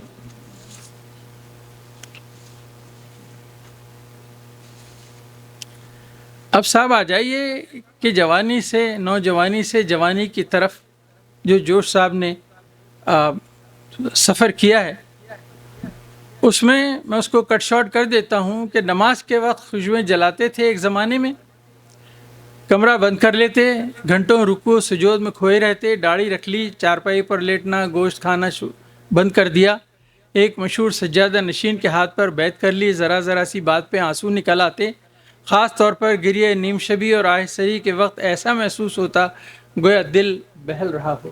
اس زمانے کی شاعری غور سے سنیے۔ جب یہ اللہ کے قریب ہو گئے تھے، کہتے ہیں کہ اللہ کو قہار بتانے والوں، اللہ تو رحمت کے سوا کچھ بھی نہیں، اللہ کو قہار بتانے والوں، اللہ تو رحمت کے سوا کچھ بھی نہیں۔ اور دوسرا شعر ان کا سنیے، کیا کہتے ہیں کہ ہم ایسے اہل نظر کو ثبوت حق کے لیے یہ غور سے سنیے یہ شعر، ہم ایسے اہل نظر کو ثبوت حق کے لیے اگر رسول نہ ہوتے تو صبح کافی تھی، اگر رسول نہ ہوتے تو صبح کافی تھی، کہ صبح کے وقت نماز سے اٹھ کر غسل کرتے، تازہ پھول شیشے کی پلیٹ میں رکھتے، اگر عود جلاتے، حافظ کا کلام گنگناتے۔ یہ وہ زمانہ تھا جو صاحب محبت کو جنسیات سے برتر سمجھتے، ایک مقدس آسمانی چیز سمجھتے تھے، محبت کی تلخ شیریوں میں گم ہو جاتے اور حیات انسانی کا سب سے بڑا کارنامہ سمجھتے۔ اب دیکھیے کس طرح سے کمانی کھلتی ہے۔ وقت کے ساتھ ساتھ ان کے دماغ کے اندر کوئی خطرناک کمانی کھل رہی تھی جو ان کو اس دنیا کی لطافت یعنی جنسی لطافت سے روشناس کرا رہی تھی۔ حالانکہ وہ کہہ چکے تھے کہ ایک عمر سے انکار پہ مائل ہے دماغ، ایک عمر سے انکار پہ مائل ہے دماغ اور دل ہے کہ اقرار کیے جاتا ہے۔ وقت گزرتا گیا، گھر کا ماحول بدل گیا، کمانی کھلتی گئی، نمازیں ترک ہوئیں، کمانی کھلتی گئی، داڑھی منڈی، کمانی کھلتی گئی، گریہ نیب شبی اور آہے سحری ختم ہوئی، اور جوش صاحب بقول مصطفیٰ زیدی، ابھی آپ نے تذکرہ کیا تھا مصطفیٰ زیدی کا، کہ زندگی جسم کی خواہش کے سوا کچھ بھی نہیں، اور خون میں خون کی گرمی کے سوا کچھ بھی نہیں۔ اور جوش صاحب کہاں کہہ رہے تھے کہ ہم ایسے اہل نظر کو ثبوت حق کے لیے اگر رسول نہ ہوتے تو صبح کافی تھی، اب وہ کہہ رہے ہیں کہ زندگی جسم کی خواہش کے سوا کچھ بھی نہیں، اور خون میں خون کی گردش کے سوا کچھ بھی نہیں۔ اس زمانے کی جو شاعری تھی وہ کہتے ہیں کہ رقاصہ کی تانوں پہ تھرکتا ہے قمر، توڑا لیتی ہیں تو برستے ہیں گوہر، ہلتا ہے جو ایک بار تارے گردن، 100 بار لچکتی ہے دو عالم کی کمر۔ اور ایک شعر اور عرض ہے، یہ رات گئے تیری جماہی توبہ، ہلچل میں یہ آنکھوں کی سیاہی توبہ، آزا کہ یہ پیچ و تاب اللہ غنی، یہ نیند کے چھبان الہی توبہ۔ اب صاحب آخر میں جس پر زیادہ زور دینا چاہیے وہ ہے جوش صاحب کی انقلابی شاعری۔ انقلاب اور انقلابی شاعری کے ساتھ یہ وہ زمانہ ہے کہ جب ہندوستان میں انگریزوں کی حکومت تھی، بڑے سخت تھے، لیکن انگریزوں کی حکومت کے جانے کا وقت آ رہا تھا۔ یہ کہتے ہیں کہ کیا آپ کو معلوم نہیں کہ اکثر و بیشتر ہندوستانی مائیں بھوک سے تنگ آ کر اپنے کلیجے کے ٹکڑوں کو اپنے ہی ہاتھوں سے ذبح کر ڈالتی ہیں؟ کیا آپ کو نہیں معلوم کہ ہر سال آپ کے کتنے گریجویٹ بے روزگاری سے گھبرا کر زہر کھا لیتے ہیں؟ آگے لکھتے ہیں کہ میرے ہم وطنوں، تمہاری سماعت کو کس طرح طوفانی بجلی کی کڑک اچھل لے گئی کہ تم کچھ سوچ ہی نہیں رہے۔ کیا واقعی تم نہیں سنتے کہ ہندوستان کی ہواؤں میں انقلاب سانس لے رہا ہے، سنسنا رہا ہے؟ کیا تمہیں نہیں معلوم کہ رات کا پراسرار سناٹا جب احاطہ کر لیتا ہے تو نامعلوم سمتوں سے انقلاب اور انقلاب کی دھیمی دھیمی آوازیں آنی شروع ہوتی ہیں۔ یہ وہ زمانہ ہے کہ جب ہندوستان میں انگریزوں سے کہا کہ اب آپ رخصت ہوں۔ کہتے ہیں کہ انقلاب، ہر شے میں انقلاب، زندگی کے ہر شعبے میں انقلاب، آداب و رسوم میں انقلاب، نظریات و معتقدات میں انقلاب، مسلمات اور کلیات میں انقلاب، سیاسی اور مذہبی طور طریقوں میں انقلاب، یکسر انقلاب، تمام تر انقلاب اور مکمل انقلاب۔ یہ تھے جوش صاحب۔ لیکن جوش صاحب میں ایک بات اور بھی تھی کہ وہ اپنی بات اوپر ہمیشہ رکھتے تھے کہ جب سجاد ظہیر نے اعلان نامے پر پیش کیا کہ آپ اس پر سائن کر دیں تو جوش نے انکار کر دیا۔ دلیل یہ تھی کہ ہم سے پوچھا نہیں، آپ نے جو بھی طے کر لیا ہو، آپ نے چونکہ مجھ سے پوچھا نہیں۔ ان کی شخصیت میں ایک ایسا میپن تھا، کہتے ہیں کہ خوبصورت سے خوبصورت لڑکی پر بھی کسی کی سفارش سے عاشق نہیں ہوا جاتا۔ شکایت تھی کہ ان سے مشورہ کیوں نہیں لیا گیا۔ کہتے ہیں کہ گرداب میں ہم بسط خوشی جاتے ہیں، یوں جھوم کے مرتے ہیں کہ جی جاتے ہیں، تم وہ ہو سمندر جسے کھا جاتا ہے، ہم وہ ہیں سمندر کو جو پی جاتے ہیں۔ اور کہتے ہیں کہ طوفان پہ ہنستا ہے سفینہ اپنا، پتھر کو کچلتا ہے نگینہ اپنا، تو دھوپ سے بھاگتا ہے سائے کی طرف، سورج کو بجھاتا ہے پسینہ اپنا۔ یہ ہیں جوش صاحب۔ اور جناب انسان دوستی کے بارے میں کیا کہتے ہیں آخر میں سنیے کہ ایک مدت سے میرے دل میں انسان کے باپ یعنی حضرت آدم کا دل دھڑک رہا ہے۔ میں اس دنیا کے ہر حصے کو اپنا وطن اور ہر انسان کو اپنا بیٹا سمجھتا ہوں۔ جس گھر میں جشن ہوتا ہے میں سمجھتا ہوں کہ یہ میرے گھر میں جشن ہو رہا ہے، اور جس گھر سے جنازہ نکلتا ہے میں سمجھتا ہوں کہ یہ میرے اپنے بیٹے کا جنازہ نکل رہا ہے۔ اور انسان دوستی پر دیکھیے کتنا خوبصورت کہتے ہیں کہ اے دوست دل میں گرد کدورت نہ چاہیے، اے دوست دل میں گرد کدورت نہ چاہیے، اچھوں سے کیا بروں سے بھی نفرت نہ چاہیے۔ اور کہتا ہے کون پھول سے رغبت نہ چاہیے، کہتا ہے کون پھول سے رغبت نہ چاہیے، کانٹے سے بھی مگر تجھے نفرت نہ چاہیے۔ کانٹے کی رگ میں بھی ہے لہو سبز زار کا، اور پالا ہوا ہے وہ بھی نسیم بہار کا۔ یہ ہے جوش صاحب۔ جوش کا شعری مزاج، شعری اسلوب اور شعری ڈکشن کلاسیکی ہے، ایک ایسا اسلوب جس کے ذریعے غلام اور غریب اور ایک عام آدمی کی زبوں حالی بیان کی جا سکتی ہے۔ وہ ایک بھوکے بچے، بیمار لڑکی اور بوڑھی عورت کی جھریوں کو دیکھتے ہیں اور انسان کی عظمت کے ترانے گاتے ہیں۔ جوش پورے عالم خاک کو زیر زبر کرنا چاہ رہے تھے۔ وجہ یہ تھی کہ جنہیں ہم لوگ بہت کم سمجھتے ہیں نا، ریچڈ آف دی ارتھ جو لوگ ہوتے ہیں، کہتے ہیں وہ جوش کی شاعری کے دروازے پر دستک دینا شروع کر دیا تھا انہوں نے، اور جوش اپنی جگمگاتی اردو کے در ان گرے پڑے لوگوں کے لیے کھول رہے تھے اس زمانے میں۔ کہتے ہیں کہ غنچے تیری زندگی پہ دل ہلتا ہے، بس ایک تبسم کے لیے کھلتا ہے۔ غنچے تیری زندگی پہ دل ہلتا ہے، بس ایک تبسم کے لیے کھلتا ہے۔ غنچے نے ہنس کر یہ کہا بابا بس یہ ایک تبسم بھی کسے ملتا ہے۔ کہتے ہیں کہ ایک ضعیفہ سو رہی ہے راستے میں خاک پر، اللہ تعالیٰ سے ہیں مخاطب۔ ایک ضعیفہ سو رہی ہے راستے میں خاک پر، اور مردنی چھائی ہوئی ہے چہرے نمناک پر۔ آہ یہ بے کس ضعیفہ غم کی تڑپائی ہوئی، اپنے اے زمانے کی جھنجھوڑی زر کی ٹھکرائی ہوئی۔ اور یہ شعر سنیے، یہ تیرے سر کی سفیدی اور یہ گرد ملال، یہ تیرے سر کی سفیدی اور یہ گرد ممال، میں تو کیا شرما رہا ہے خود خدائے ذوالجلال۔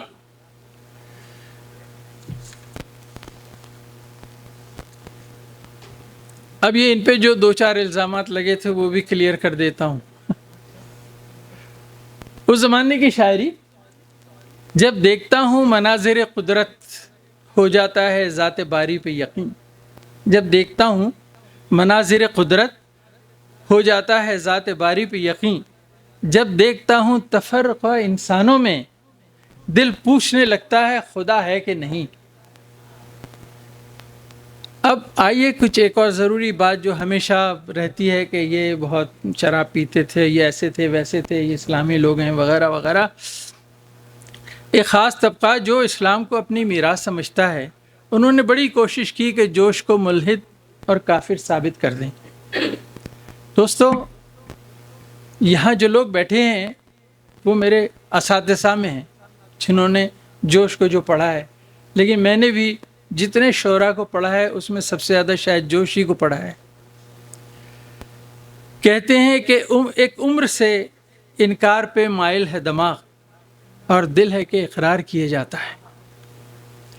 فلک کیا عرش، شعر ہے کہ فلک کیا عرش کو بھی پست کر دوں، خودی کیسی خدا کو مست کر دوں۔ لوگوں نے کہا یہ ملحد ہے، شبیر حسن خان نہیں لیتے بدلہ، شبیر حسن خان سے چھوٹا ہے خدا. چلو جی، کفر کا فتویٰ ان کے اوپر آ گیا. لیکن کیا کہتے ہیں یہ ان لوگوں سے؟ یہ کہتے ہیں شعر میں کہ تجھے اس سے زیادہ کوئی سمجھا ہی نہیں سکتا، تجھے اس سے زیادہ کوئی سمجھا ہی نہیں سکتا، خدا وہ ہے جو حد عقل میں آ ہی نہیں سکتا. خدا وہ ہے جو حد عقل میں آ ہی نہیں سکتا. اور کہتے ہیں کہ سمجھ میں آئے گا ایک عمر کے بعد، سمجھ میں آئے گا ایک عمر کے بعد، میں جو کچھ ہم نشیں سمجھا رہا ہوں، نہ جا ان کفر کی باتوں پہ میری، نہ جا ان کفر کی باتوں پہ میری، یہ حق کے گیت ہیں جو گا رہا ہوں.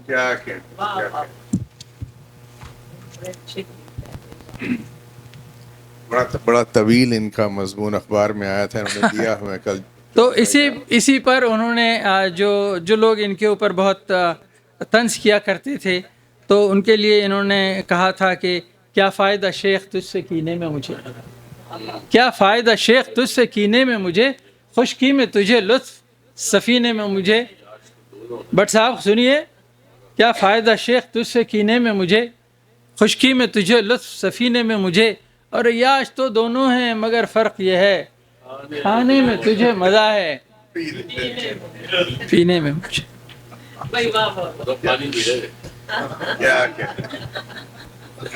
ایک اور بات ہے جو ہمیشہ یہ اگر آپ پڑھیں تو آپ کو یہ فرق نظر آئے گا علامہ اقبال اور جوش صاحب میں، کہ جوش صاحب جو تھے وہ عقل اور فکر پر بہت زیادہ ان کا کلام ہے، اور علامہ اقبال کا عشق پر بہت زیادہ وہ ہے. یہ میری چھوٹی سی رائے. وہ بے دینی کو صرف اس لیے ترجیح دیتے تھے کہ اس کی بنیاد عقل و فکر پر ہے.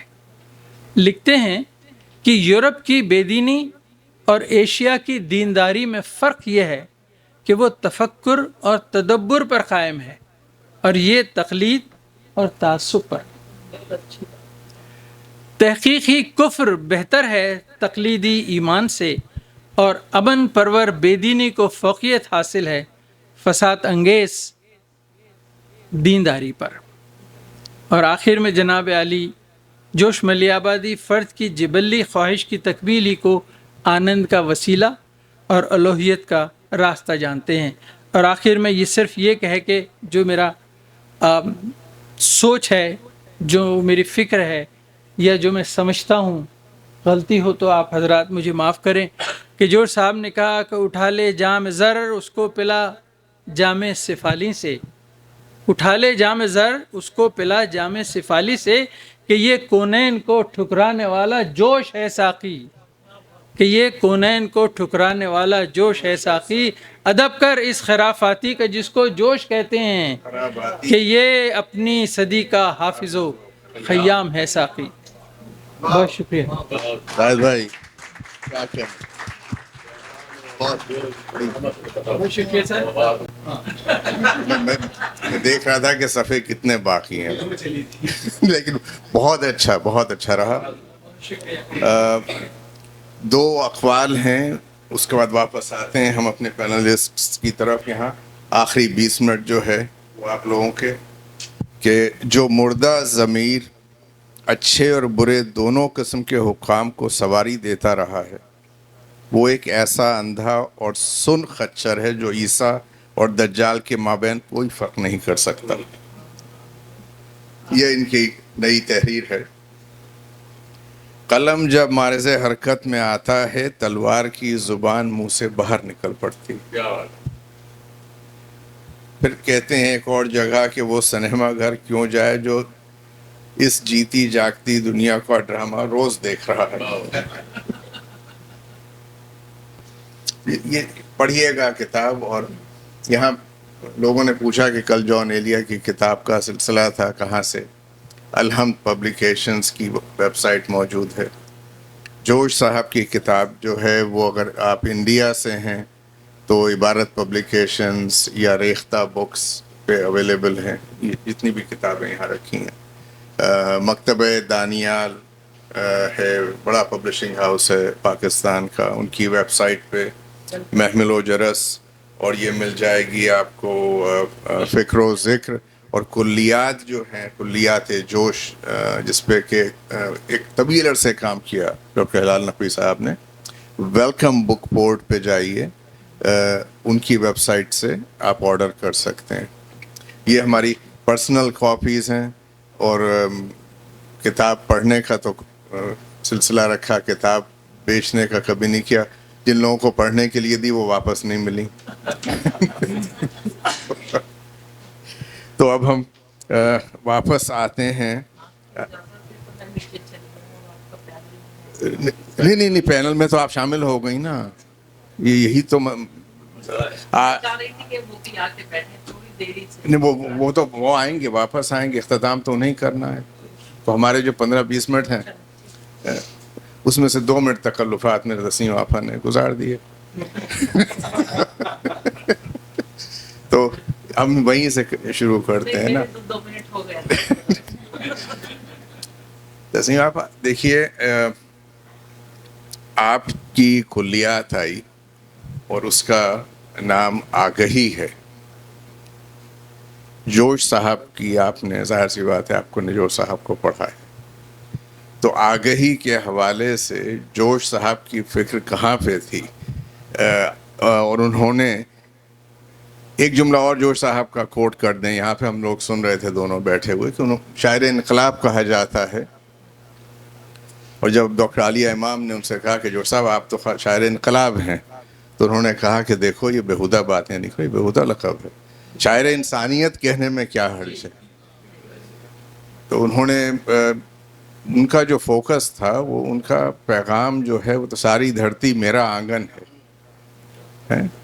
تو یہ سلسلہ تھا. آپ کے بعد ہمارے سرفراز بھائی. جی, جوش صاحب کے حوالے سے کیونکہ بات ہو رہی ہے تو انہی کے حوالے سے بات کرتی ہوں, ورنہ عموماً ہونا بھی یہی چاہیے اور ہوتا بھی یہی ہے کہ شاعر جو ہوتا ہے وہ کسی خاص مسلک کا نہیں, کسی خاص مذہب کا نہیں, کسی خطے کا نہیں, جغرافیائی حدود کا پابند نہیں. وہ جو ہوتا ہے وہ انسانیت کا ہوتا ہے, آدمیت کا. آدمیت کا اگر وہ پرچار کر رہا ہے, اور یہ چیز جو ہے کیونکہ جوش صاحب کے یہاں تو ظاہر سی بات ہے کہ جوش صاحب نے کا جو دور تھا, جو زمانہ تھا نا, اس وقت ان کو ایک انقلاب برپا کرنا تھا, اور انقلاب برپا ہوتے دیکھ رہے تھے. وہ اس میں ان کی اپنی شاعری کا بھی ظاہر سی بات ہے ہاتھ تھا, کیونکہ اس زمانے میں شاعری جو تھی وہ ایک بہت جس کو کہتے ہیں ایک بہت مؤثر ایک وہ تھا ذریعہ, کہ جس کے ذریعے اپنی بات پہنچائی جاتی تھی. اب جہاں تک یہ بات کہی کہ کہاں میں اور کہاں میری آگہی اور کہاں جوش صاحب کا ذکر, تو اتنا ضرور کہوں گی, ہم نے ان جیسے شعراء کو ہی پڑھ کر کہیں نہ کہیں لاشعور میں یہ ضرور بیٹھ جاتی ہیں باتیں لکھنے والوں کو. کیونکہ مجھے یہ کہنا پڑے گا کہ پھر جان ایلیا مجھے یاد آتے ہیں کہ جن کی قربت اتفاق ہے کہ کافی رہی دبئی میں, مجھے ابوظہبی میں رہنے کی وجہ سے, تو وہ ایک نصیحت کیا کرتے تھے, اور ان کی وہ اس نصیحت کو آپ جوش کے اس میں بھی دیکھیں گے, کیونکہ بڑے شاعر جو ہوتے ہیں وہ بڑی باتیں ملتی جلتی ہی کہتے ہیں. وہ یہ کہتے تھے کہ شاعری کرنے کے لیے اکثر کہا کرتے تھے, ایک طریقے کی نصیحت تھی ان کی یہ, کہ شاعری کے لیے شاعری مت پڑھو, بلکہ فلسفہ پڑھو, تاریخ پڑھو, مذہب پڑھو, مذاہب کا مطالعہ کرو. تو اس سے کیا ہوتا ہے, اس سے دوسروں کے بھی خیالات آپ کو سمجھ میں آتے ہیں. تو آگہی کو میں آپ لوگوں کے حوالے کروں گی, اور آپ لوگ بتائیے گا کہ کیا میں نے اس میں آدمیت کے حوالے سے, انسانیت کے حوالے سے کوئی بات کی ہے یا نہیں. کیونکہ میری شاعری جو ہے اس کو اکثر کہا جاتا ہے, مجھے یہ کہنا پڑ رہا ہے, بات جوش صاحب کی ہو رہی ہے حالانکہ, کہ اس میں رنگ نہیں ہے, اس میں وہ لطف نہیں ہے جو ایک شاعرہ کے اس میں ہوتا ہے. تو میں اس کے جواب میں اکثر یہ کہتی ہوں کہ اصل بات یہ ہے کہ آپ لوگوں کے منہ کا مزہ کچھ اور ہے. میں یہ نہیں کہوں گی کہ آپ لوگوں کا منہ کا مزہ خراب ہے، لیکن آپ کسی اور ذائقے کے عادی ہو گئے ہیں. میں یہ سمجھتی ہوں کہ ایک عورت جو ہے وہ زیادہ دکھ سمجھتی ہے غزہ کے ماؤں کا، یا یوکرین میں اگر لوگ مر رہے ہیں تو ان کا، یا اگر دنیا کے کسی بھی خطے میں بھوک ہے اور لوگ مر رہے ہیں، تو وہ میری شاعری میں آپ کو خوب کافی نظر آئے گی. میں اسے اکثر سنا نہیں پاتی، لیکن میری شاعری کے اندر وہ لکھی ہوئی چیزیں ہیں. اور جوش صاحب کی شاعری کے اندر تو یقیناً اگر یعنی ہم نے سیکھا ہے، ان سارے لوگوں سے سیکھا ہے. اور مرثیہ جو ہے جس کے لیے ہم کہتے ہیں مرثیے میں وہ درس ہیں ان کے، یعنی ایسی ایسی باتیں لوگ سمجھتے ہیں مرثیہ جو ہے وہ کسی مسلک کا خاص ہوتا ہے. مرثیہ مسلک کا نہیں، انسانی رشتوں کی شاعری ہے. انسانی، یہ میرا اپنا جملہ نہیں ہے، یہ ہلال بھائی کا جملہ ہے کہ انسانی رشتوں، اور انسان جو ہے نا اس کی جو جذبات بیان کرنے والا ہوتا ہے، وہی ایک میرا خیال ہے کامیاب شاعر ہوتا ہے. تو جوش تو یقیناً بہت کامیاب تھے، کہاں ہم اور کہاں جوش. بہت شکریہ.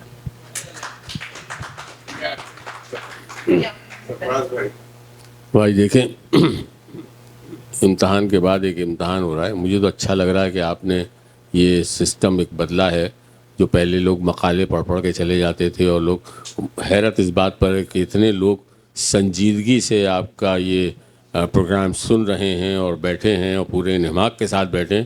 میرے لیے تو یہ ایک معجزہ نظر آ رہا ہے. ورنہ عموماً مشاعرے میں لوگ ہلڑ بازی کے لیے آتے ہیں، تفریح کے لیے آتے ہیں، اور اتنی سنجیدگی کے ساتھ اتنے لوگ بیٹھے رہیں، یہ معجزے سے کم نہیں ہے.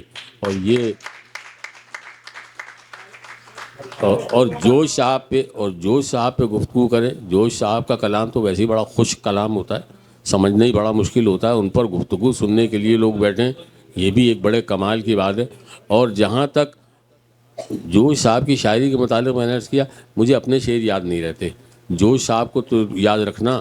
اب جب وہ پڑھ رہے تھے تو مجھے ایک کے بعد ایک شعر یاد آتا جا رہا تھا کہ کیا ہو رہا ہے. لیکن یہ کہ دیکھیں، ابھی اب آپ نے مرثیے کی بات چھیڑ دی، تو یہ میرا بھی موضوع ہے. جوش صاحب نے کبھی مرثیہ لکھا ہی نہیں. پہلے تو ان پر یہ الزام ہے. نہ انہوں نے خود لکھا کہ بھائی میں نے مسدس لکھا ہے. اب اس کو مرثیہ اس لیے بنا دیا گیا کہ انہوں نے ممبر پہ بیٹھ کے پڑھ دیا. انہوں نے کہا کہ بھائی میں نے تو مسدس ہی لکھا ہے. اب اس کو ہلال نقوی کہہ رہا ہوں، ضمیر اختر نقوی نے اس کو مرثیے کا نام دے کے جوش کے مرثیے کے نام سے چھاپ دیا. مرثیے کے تقاضے کچھ اور ہوتے ہیں. مرثیے کے جو ارکان ہیں وہ بڑے مختلف ہیں، وہ قصیدے کی طرح ہوتے ہیں. جوش صاحب کا مسدس جو ہوتا تھا وہ ایک پیغام کی صورت میں ہوتا تھا. اچھا، مرثیے کی ایک خاص بات یہ ہوتی ہے کہ اس میں ایک استخاں بندی ہوتی ہے. ایک بند سے دوسرے بند کا مربوط ہونا ضروری ہوتا ہے، اور وہ ایک مضمون شروع ہو کے اور وہ کربلا پہ اختتام کرتا ہے. ٹھیک ہے، یہ ایک سفر ہے مرثیے کا. جوش صاحب کے یہ لحاظ تھا ہی نہیں. جوش صاحب کے جتنے بھی مسدس ہیں جو مرثیے کے نام سے آئے ہیں، اس میں ایک بات یہ ہے کہ وہ حسین کو اپنا ہیرو مانتے تھے، اور وہ اس ہیرو شپ کے قائل تھے، اور اس انسانیت کے قائل تھے، اور اس حق کے قائل تھے. وہ حق کے ساتھ دینے والوں میں، اور وہ اس کو بہت بڑی علامت سمجھتے تھے. ان کا جو مرثیہ زندگی ہے وہ پڑھنے سے تعلق رکھتا ہے، موت پڑھنے سے تعلق رکھتا ہے، انا پڑھنے سے تعلق رکھتا ہے. اس میں آپ کو انسانی زندگی، اس کے مدارج، اس کے مراحل آپ کو واضح نظر آتے ہیں. انسان آپ کو اس میں نظر آتا ہے. انسان کی کیا عرض کروں کہ جتنے خانوں میں بٹا ہوا انسان ہے، زندگی جتنی گزرگاہوں سے گزری ہے، وہ آپ کو جوش صاحب کے نظر آتی ہے. مرثیہ یہ نہیں ہے. مرثیہ ایک بالکل دوسری چیز ہے. اور ظاہر ہے جوش صاحب سے زیادہ کس کو ادراک ہوگا کہ کسے مرثیہ کہتے ہیں اور کسے مدس کہتے ہیں. لیکن ان کے مسدس کو مرثیے کا نام دیا گیا اس لیے کہ انہوں نے ممبر پہ بیٹھ کے پڑھا، اس لیے کہ اس میں کربلا کا ذکر بھی آیا، حسین کا ذکر بھی آیا، رسول کا ذکر بھی آیا. اس میں اسلامی حوالے شامل ہوئے. ان حوالوں کی وجہ سے یہ الزام ان پہ لگا ہے لیکن جوش صاحب کی وسعت خیال بہت پھیلی ہوئی تھی، ان کا کینوس بہت بڑا تھا، اور وہ اس گرداب میں، وہ اس چکر میں کبھی رہے ہی نہیں. اور یہی وجہ تھی ان کی مقبولیت کی کہ ان کے جب وہ مرثیہ پڑھتے تھے تو اس میں کوئی خاص فرقے کے لوگ نہیں ہوتے تھے، مسلمانوں کا اجماع ہوتا تھا. یہ میں نے اپنی آنکھوں سے دیکھا ہے. ہاں نہیں، میں پاکستان میں بتا رہا ہوں آپ کو کہ وہاں پہ لوگ جو تھے مختلف عقائد کے لوگ ہوتے تھے، مختلف مسالک کے لوگ ہوتے تھے، مختلف خیال کے لوگ ہوتے تھے، اور اس میں شعراء بھی ہوتے تھے، اس میں ادیب بھی ہوتے تھے، اس میں پروفیسرز بھی ہوتے تھے، اس میں ڈاکٹرز بھی ہوتے تھے، اس میں علماء بھی ہوتے تھے، اس میں مجتہدین بھی. یہ میں نے اپنی آنکھوں سے دیکھا ہے. تو اتنا بڑا کینوس تھا جو ہر شعبے کے آدمی کو کھینچ کے لا رہا تھا سننے کے لیے. میرے خیال سے میری اتنی گفتگو کافی ہے. بسم اللہ. سرفراز بھائی، ایک دفعہ پھر سرفراز بھائی کا شکریہ کہ شریک ہیں، لیکن انہوں نے کہا کہ یہ معجزے سے کم نہیں ہے. یہ معجزہ آپ نے آج پہلی دفعہ دیکھا، یہاں ہوتے ہیں. تو دیکھیے، یہ سب سلسلہ جو ہے کتاب اور چائے کا، اور ہم سوچ رہے تھے کہ یہ کتاب اور چائے کا سلسلہ جو ہے جاری ہوا یہاں پہ، یہی ہمیں کھینچ کے لایا. 20 دفعہ ذکر کر چکے ہیں، ایک دفعہ چائے نہیں پی.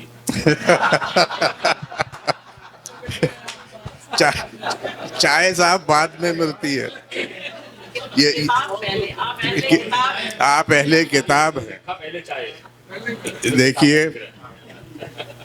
دیکھیے جو سلسلہ یہاں ہو رہا ہے بغیر کسی مزید اور بڑے ڈسکشن کے، تو یہ جی، اور یہ ہمارے جو سراج نارسی بھائی ہیں، انہوں نے یہ بڑا سوچ بچار کے کتاب اور چائے، تو کتاب کے تعارف جو ہے اس کے بعد دعوت تو دی جاتی ہے. تو یہ سب طریقہ یہ کہ چائے کی دعوت دی جائے. بالکل. تو یہ سنت ادا کر رہے ہیں صاحب. دیکھیے یہ کتاب کا جو تعارف ہے، اگر آپ 1400 برس پہلے چلے جائیں کچھ اسی طرح سے ہوا تھا. پہلی وحی کے بعد جو سلسلہ تھا، لیکن وہ تذکرہ آج نہیں ہوگا. لیکن یہ جڑے ہوئے ہیں صاحب. میں کثرت جی میں وہی ذکر میں کیفا ہوا کرتا تھا. کچھ اور چیزیں بھی جائز تھیں اس وقت. میں کثرت ظہور سے نادیدنی ہوں جوش، میں شدت وجود سے نا افریدہ ہوں. بہت پسندیدہ شعر ہے ہمارے اقبال بھائی کا، تو ہم چاہیں گے کہ یہی اسے ان پیک کریں آپ سب کے لیے. جی یہ شعر ہے.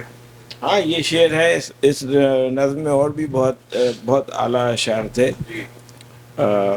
میں ذہن پہ زور دوں گا تو شاید یاد آ جائے، شاید نہ بھی آئے یاد.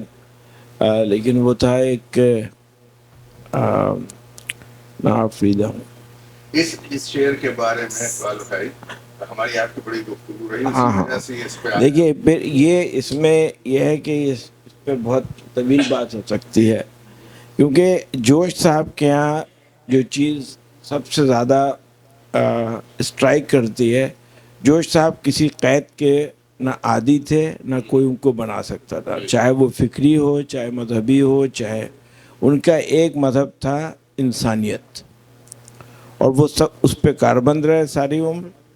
اور آپ لوگوں نے وہ شعر سنا ہوگا ان کا کہ بدی کرتا ہے دشمن اور ہم شرمائے جاتے ہیں. اس میں بھی یہی تھا مسئلہ کہ وہ دیکھ رہے تھے کہ یہ میری قبیل کا ایک انسان ہے اور یہ گھڑی چرا رہا ہے، یہ پولیس. تو ان کی ایک بڑی کنسسٹنٹ اپروچ ہے. ان کے تقسیم کا کوئی گزارا ہے ہی نہیں، تقسیم نہیں. وہ ان لوگوں کو بہت ناپسند کرتے تھے جو انسانیت کو بانٹتے تھے. اسی لیے ان کا مذہب کے ساتھ بہت تحفظات مذہب کے ساتھ رہے ان کے. اب جو مذہب آیا ہے وہ انسانیت کے فروغ کے لیے آیا ہے. یہ انفارچونیٹ بات ہے کہ وہ پھر الگ الگ دھڑے بن گئے اس کے، ورنہ کسی کا بھی یہ نہیں تھا.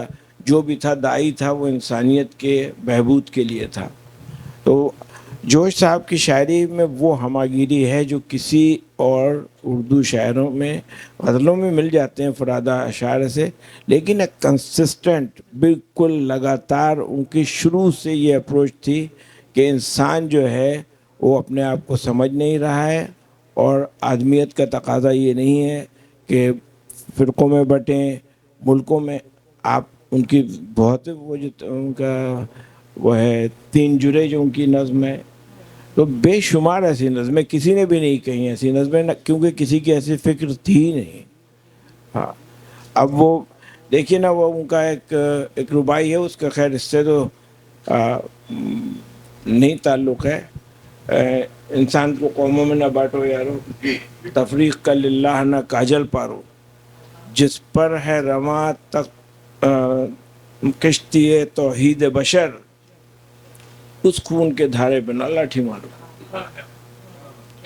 اب یہ شعر 4 مصروں میں، اور وہ خود ایک طرح سے بیان کا اور شعری بیان کا اعجاز تھے. وہ چاہے تو 4 مصروں میں پوری چیز رباعیات جتنی انہوں نے کہی ہیں کسی نے بھی نہیں کہی، اور وہ چاہیں تو 3 صفحے کی نظم میں اس بات کو کہیں. وہ میں نے جوش صاحب سے پوچھا تھا ایک دفعہ، تو کہنے لگے کہ میاں یہ ہوتا ہے کہ ہم اگر ہم زندگی کے مختلف شیڈز دکھانا چاہ رہے ہیں تو وہ نہ 4 مصروں کی رباعی میں آئے گی، نہ چھوٹی نظم میں آئے گی. اس کے لیے چاہیے آپ کو پورا ایک ماحول کریٹ کرنا کہ آپ نے وہ بنایا اور اس کے بعد اس کو انٹروڈیوس کیا کہ یہ ویلیو سسٹم جو ہے یہ اس میں ہونا چاہیے.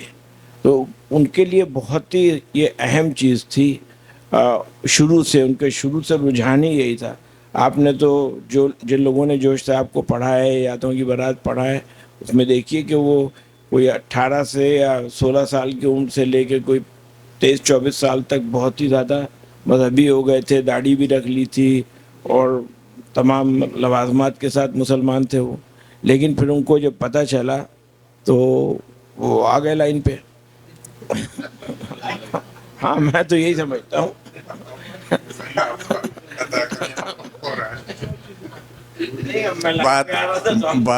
بات ہو رہی تھی، میں کثرت ظہور سے نادیدنی ہوں جوش، میں شدت وجود سے نافریدہ ہوں.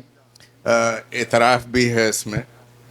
اور اس کتاب کی 2 مصرے ہیں صاحب ٹائٹل پہ، اور رباعی تو پوری یوں ہے کہ سن ہو گئے کان تو سماعت پائی، جب مند گئیں آنکھیں تو بصارت پائی، جب علم کے سب کھنگال ڈالے قلزم تب دولت عرفان جہالت پائی. یہ جو عرفان جہالت کی جو کوائن ہوئی ہے، یہ آپ کو اردو ادب میں کہیں اور نہیں ملے گی.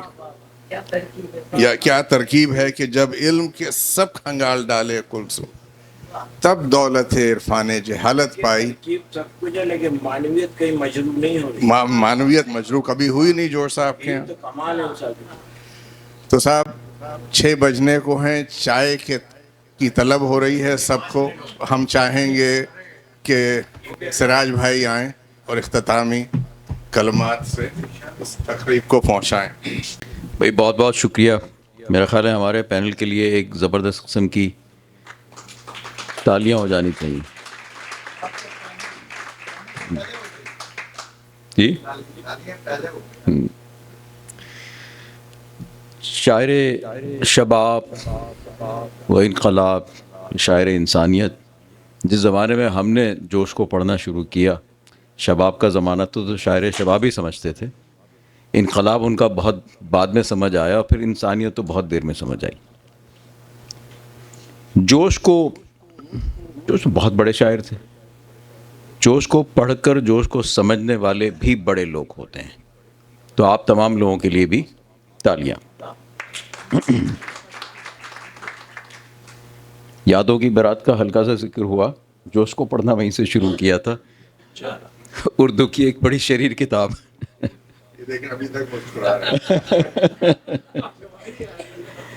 مجھے خوشی ہے اس بات کی، اور فخر بھی ہے، احسان مند بھی ہوں کہ PHH کے پلیٹ فارم سے ہم نے اردو ادب کے شاعری کی دنیا کے 3 بڑے جیم جالب، جان اور جوش، ان کو ہم نے اس پلیٹ فارم پہ کور کیا. ترتیب آپ کسی بھی طرح سے لے لیں.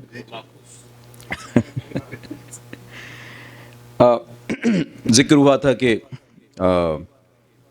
سرفراز بھائی پہ ایک پروگرام کریں گے انشاءاللہ، کیونکہ جب ہم نے یہ سلسلے شروع کیے اردو ادب میں بہت بڑے بڑے نام ہیں. ابھی تو ہم نے شروع کیا ہے چند لوگوں سے،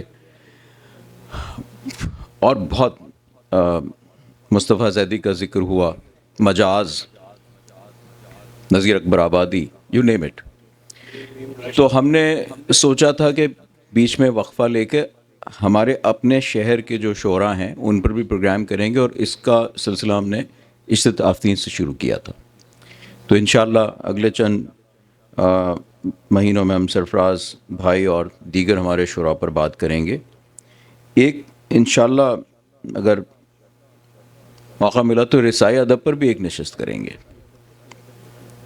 اور پھر صوفی شعراء کی طرف جانے کا ارادہ ہے. میں بہت عرصے سے شاہ عبداللطیف بھٹائی پر کسی اسپیکر کو ڈھونڈ رہا ہوں، ابھی تک کامیابی نہیں حاصل ہوئی، ورنہ شاہ عبداللطیف جن کو ہم نے صرف سندھی کا شاعر بنا کے رکھا ہوا ہے، وہ خود ایک بہت بڑا نام ہے قومیت کے لیول پہ. جی. اور پھر ابھی ہم نے نثر، تو بالکل نثر کو تو چھیڑا ہی نہیں ہے. نثر پہ بہت بات کرنے کو، اردو کے عناصر خمسہ ایک ایک کر کے چلیں انشاءاللہ. یہ سارے سوچوں میں یہ سب کچھ شامل ہے. اللہ کرے کہ ہم کر پائیں. جوش کے حوالے سے ڈاکٹر ہلال نقوی کا بڑا کنٹریبیوشن ہے. جس طرح سے ہم نے کل جان کے بارے میں خالد انصاری صاحب کی بات کی تھی، اللہ تعالیٰ ان کو صحت دے. میں کبھی کبھار سوچتا ہوں اردو کا مستقبل کیا ہے. جوش، اس بات کا ذکر نہیں ہوا، جوش انڈیا سے پاکستان آئے کیوں تھے؟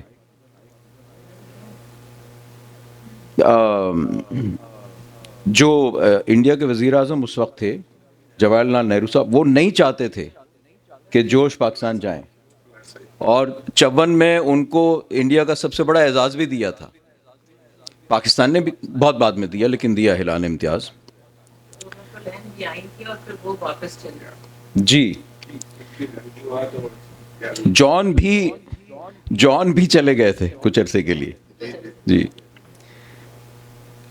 تو بات ذرا ڈفرینٹ ڈائریکشن میں چلی گئی، لیکن میں سوچتا ہوں اکثر کہ اردو کا مستقبل اگر ہم پاکستان کے حوالے سے کریں، ایک ذرا ذہن میں سوچیں کہ جو ہماری مختلف یونیورسٹیز ہیں ان کے جو شعبہ اردو ہیں، آج کل اس میں کیا ڈسکشن ہو رہا ہوگا. ہم کس طرح کے اردو ادب کے، اول تو یہ کہ اردو ادب کے شعبے میں کتنے بچے پڑھتے ہوں گے، رائٹ. میں بہت کم ٹیلی ویژن دیکھتا ہوں، لیکن کبھی کبھار اگر بیگم صاحبہ ٹی وی ڈرامہ دیکھ رہی ہوں اور ساتھ بیٹھ جائیں، میں آج کل کے پاکستان ٹیلی ویژن کے ڈرامہ چاہے کسی بھی چینل کے، میں دیکھتا ہوں کہ اچھا خاصا ہندوستانی اردو یا ہندی جو ہے اس کا انفلوئنس ہماری زبان میں آ رہا ہے. اور اردو جس طریقے سے، جو اردو ہم نے پڑھی سیکھی، آج اگر ہم ٹی وی چینلز پہ ڈرامہ کے ذریعے جو اردو سنتے ہیں، بڑا فرق ہے اس میں. ہماری زبان ڈائلیوٹ ہو رہی ہے. تو اس پہ بہت کام کرنے کی ضرورت ہے. کیا کام کرنے کی ضرورت ہے آئی ڈونٹ نو، لیکن آپ تمام لوگوں سے میری ریکویسٹ یہی ہے کہ اگر اردو ادب میں شوق رکھتے ہیں اور زبان کے حوالے سے فکر مند ہیں، تو ممکن ہے کہ ہم اس پلیٹ فارم کے ذریعے کچھ لوگ مل کے اس کے بارے میں کچھ مزید بات کر کے کچھ کر سکیں. ہلال نقوی صاحب کی میں نے بات کی، اللہ تعالیٰ سے دعا ہے کہ اللہ تعالیٰ انہیں صحت دے. آج ہمارے بزرگ اور شاعر جناب عقیل اشرف صاحب بھی ہمیں جوائن کرنے والے تھے، لیکن ان کی بھی طبیعت ناساز ہے. عنایت بھائی نے بتایا کہ پچھلے دنوں وہ گر گئے تھے اور ہاسپٹلائز ہیں. کل تک وہ ICU میں تھے، آج وہ وارڈ میں شفٹ ہوئے ہیں، اپنے پرائیویٹ روم میں شفٹ ہوئے ہیں. تو ان کے لیے بھی پلیز دعا کیجیے گا. میں چند شکریہ ادا کرنا چاہوں گا. روٹین میں محمود صاحب اور ان کی بیگم ہمیشہ ہمارے تمام معاملات کو آسان کرنے میں آگے آگے ہوتے ہیں، تو ان کا بہت بہت شکریہ. جی ہمارے تمام میڈیا کے حضرات، جمیل بھائی، طارق بھائی، شمیم بھائی، محمود صاحب میڈیا کے طور پہ بھی، اور نجم شیخ بھی آ جاتے ہیں، اور جناب ہمارے ذیشان بھیا ہر پروگرام کو ایز آور کولیبریٹنگ پارٹنر کور کرتے ہیں through his T V channel American Urdu T V. اور میں ریکویسٹ کروں گا کہ آپ تمام لوگوں میں سے اب بھی جو پی اے جی ایچ کے باقاعدہ ممبر نہیں بنے ہیں تو پلیز ممبر بنیے اور ہمیں سپورٹ کیجیے. کل ایک صاحب کا فون آیا جان ایلیا کی تقریب کے بعد، کہنے لگے کہ آپ نے بڑا اچھا پروگرام کیا، بہت اچھا پروگرام کرتے ہیں، چائے بھی پلاتے ہیں، سموسے بھی کھلاتے ہیں. مجھے بہت محسوس ہوا کہ میں شامل ہوا اور فیض مند ہو کے چلا گیا. گھر جا کے مجھے احساس ہوا کہ مجھے بھی اپنا حصہ ڈالنا چاہیے. میں کیا کر سکتا ہوں؟ میں نے کہا بھائی میں آپ کو لنک بھیج دیتا ہوں، ڈونیشن کا ڈونیشن کر دیجئے. تو میں ان صاحب کا بہت شکریہ ادا کرتا ہوں جنہوں نے اپنے طور پہ یہ سوچ کر اور ایک چھوٹا سا اپنی طرف سے انہوں نے سپورٹ کیا. میں ان تمام لوگوں کا بہت شکریہ ادا کرتا ہوں جو گاہے بگاہے ہماری مختلف کنٹریبیوشنز کے ذریعے ہماری ہیلپ کرتے ہیں، کیونکہ اس طرح کے پروگرامز فائنینشیل ریسورسز کے بغیر نہیں ہو سکتے ہیں. ڈاکٹر حمیرہ چودھری بہت شکریہ. زاہد بٹ صاحب میرے دوست آج یہاں موجود نہیں ہیں. فہیم اخون صاحب وہ جامعہ کراچی المنائی ایسوسیشن کے پلیٹ فارم سے اکثر اوقات جو ہے وہ ہمیں اسپانسر کرتے رہتے ہیں. تو ان تمام لوگوں کا بہت بہت شکریہ. اور جو لوگ یہاں بیٹھے ہیں، اگر سپورٹ نثار ہمارے دوست، پلیز کسی نہ کسی طریقے سے ہمیں سپورٹ کیجیے اور ممبر بنیے تاکہ ہم اس اچھی کاوش کو، جس کو آج سرفراز بھائی نے سراہا ہے اور کائنڈ آف معجزہ کہا ہے، ہم اس کو اور ایسی مزید جو ہماری کاوش ہیں اس کو ہم آگے بڑھا سکیں. تو ونس اگین بہت بہت شکریہ آپ لوگوں کا. انشاءاللہ اگلی تقریب میں پھر ملاقات ہوگی. Thank you G.